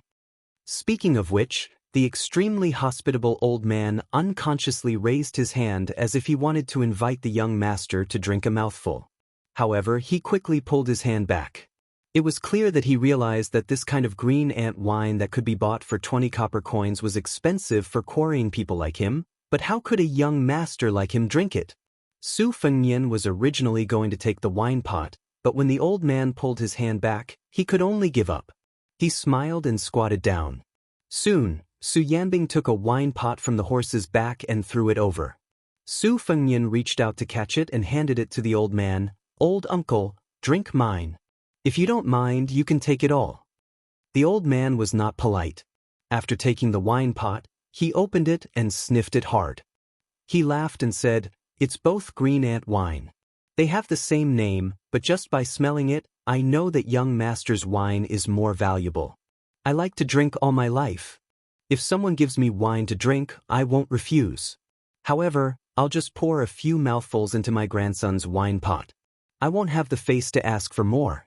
The old man really poured a few mouthfuls of wine into his own wine pot. After pouring the wine, he shook the crude wine pot before returning the exquisite wine pot to Su Fengnian. The old man did not forget to say, "This old man will say something. Young master, don't be angry. Although young master looks like a rich person from a large family, you can't be so extravagant. No matter how big your family business is, you have to be careful with your spending. If young master doesn't like to hear it, just treat it as this old man farting. Don't ask for the wine back." The dark-skinned young man was a bit nervous. Compared to his grandfather who had spent his entire life dealing with rocks in the deep mountains, he had been to many more counties in Lingzhou and knew the severity of the situation. He had also seen many rich young masters dressed in fine clothes and had heard many rumors about the arrogant young masters. Although everyone in Lingzhou knew about the embroidered roaming cavalry that had locked up many rich young masters, this young stonecutter was still quite nervous when he was in close proximity to someone of the same age who had a high family background. Su Fengnian smiled and said, "The person in charge of the family has to have a way of managing the family." "That's right, old uncle. I heard that your Big Fish Mountain quarry can only mine 80 pounds of rocks a day. Although there are 25 miles of mountain roads in 2 trips, it shouldn't be too tiring. Why does old uncle have to carry 100 pounds of rocks in 1 trip?"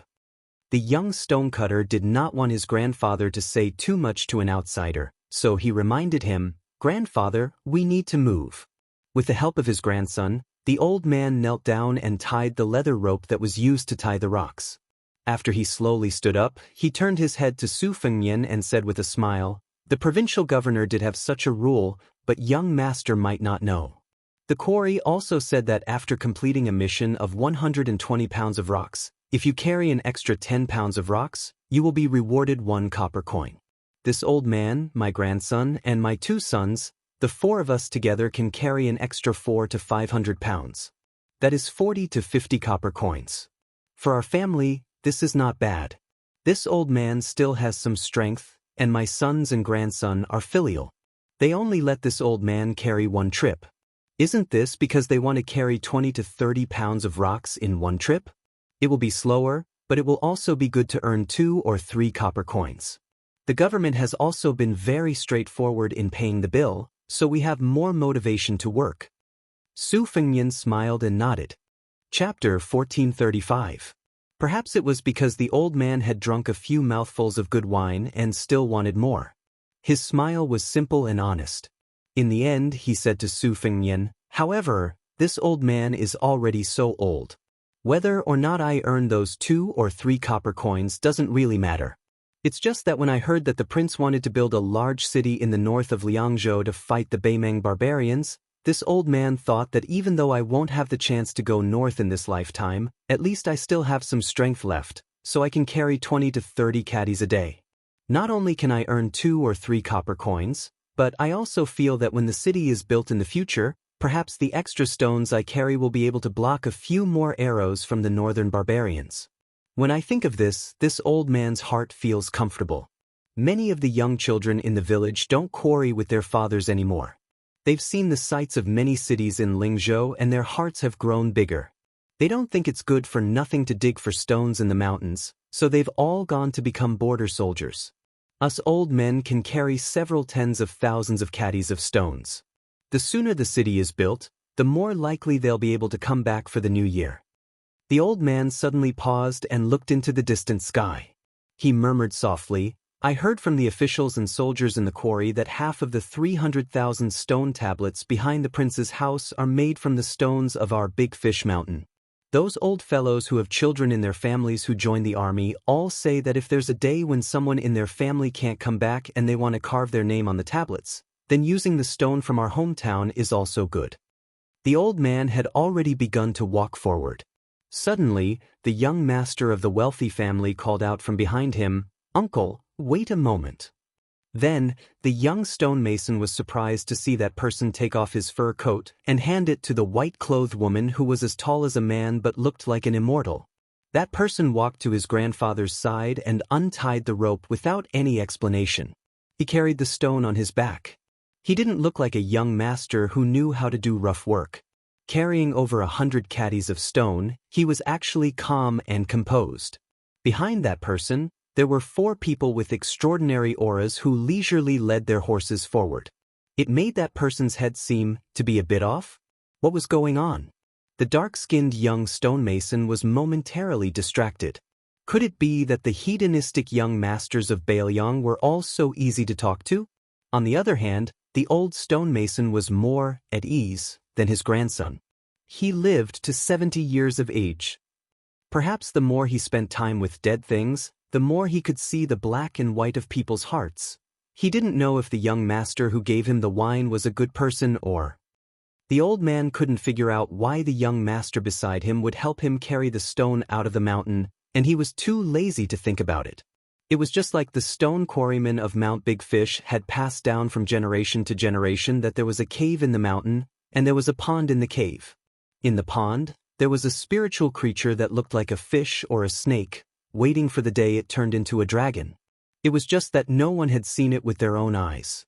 Nowadays, the young people with broader horizons didn't quite believe it, but the older generation was still willing to believe it.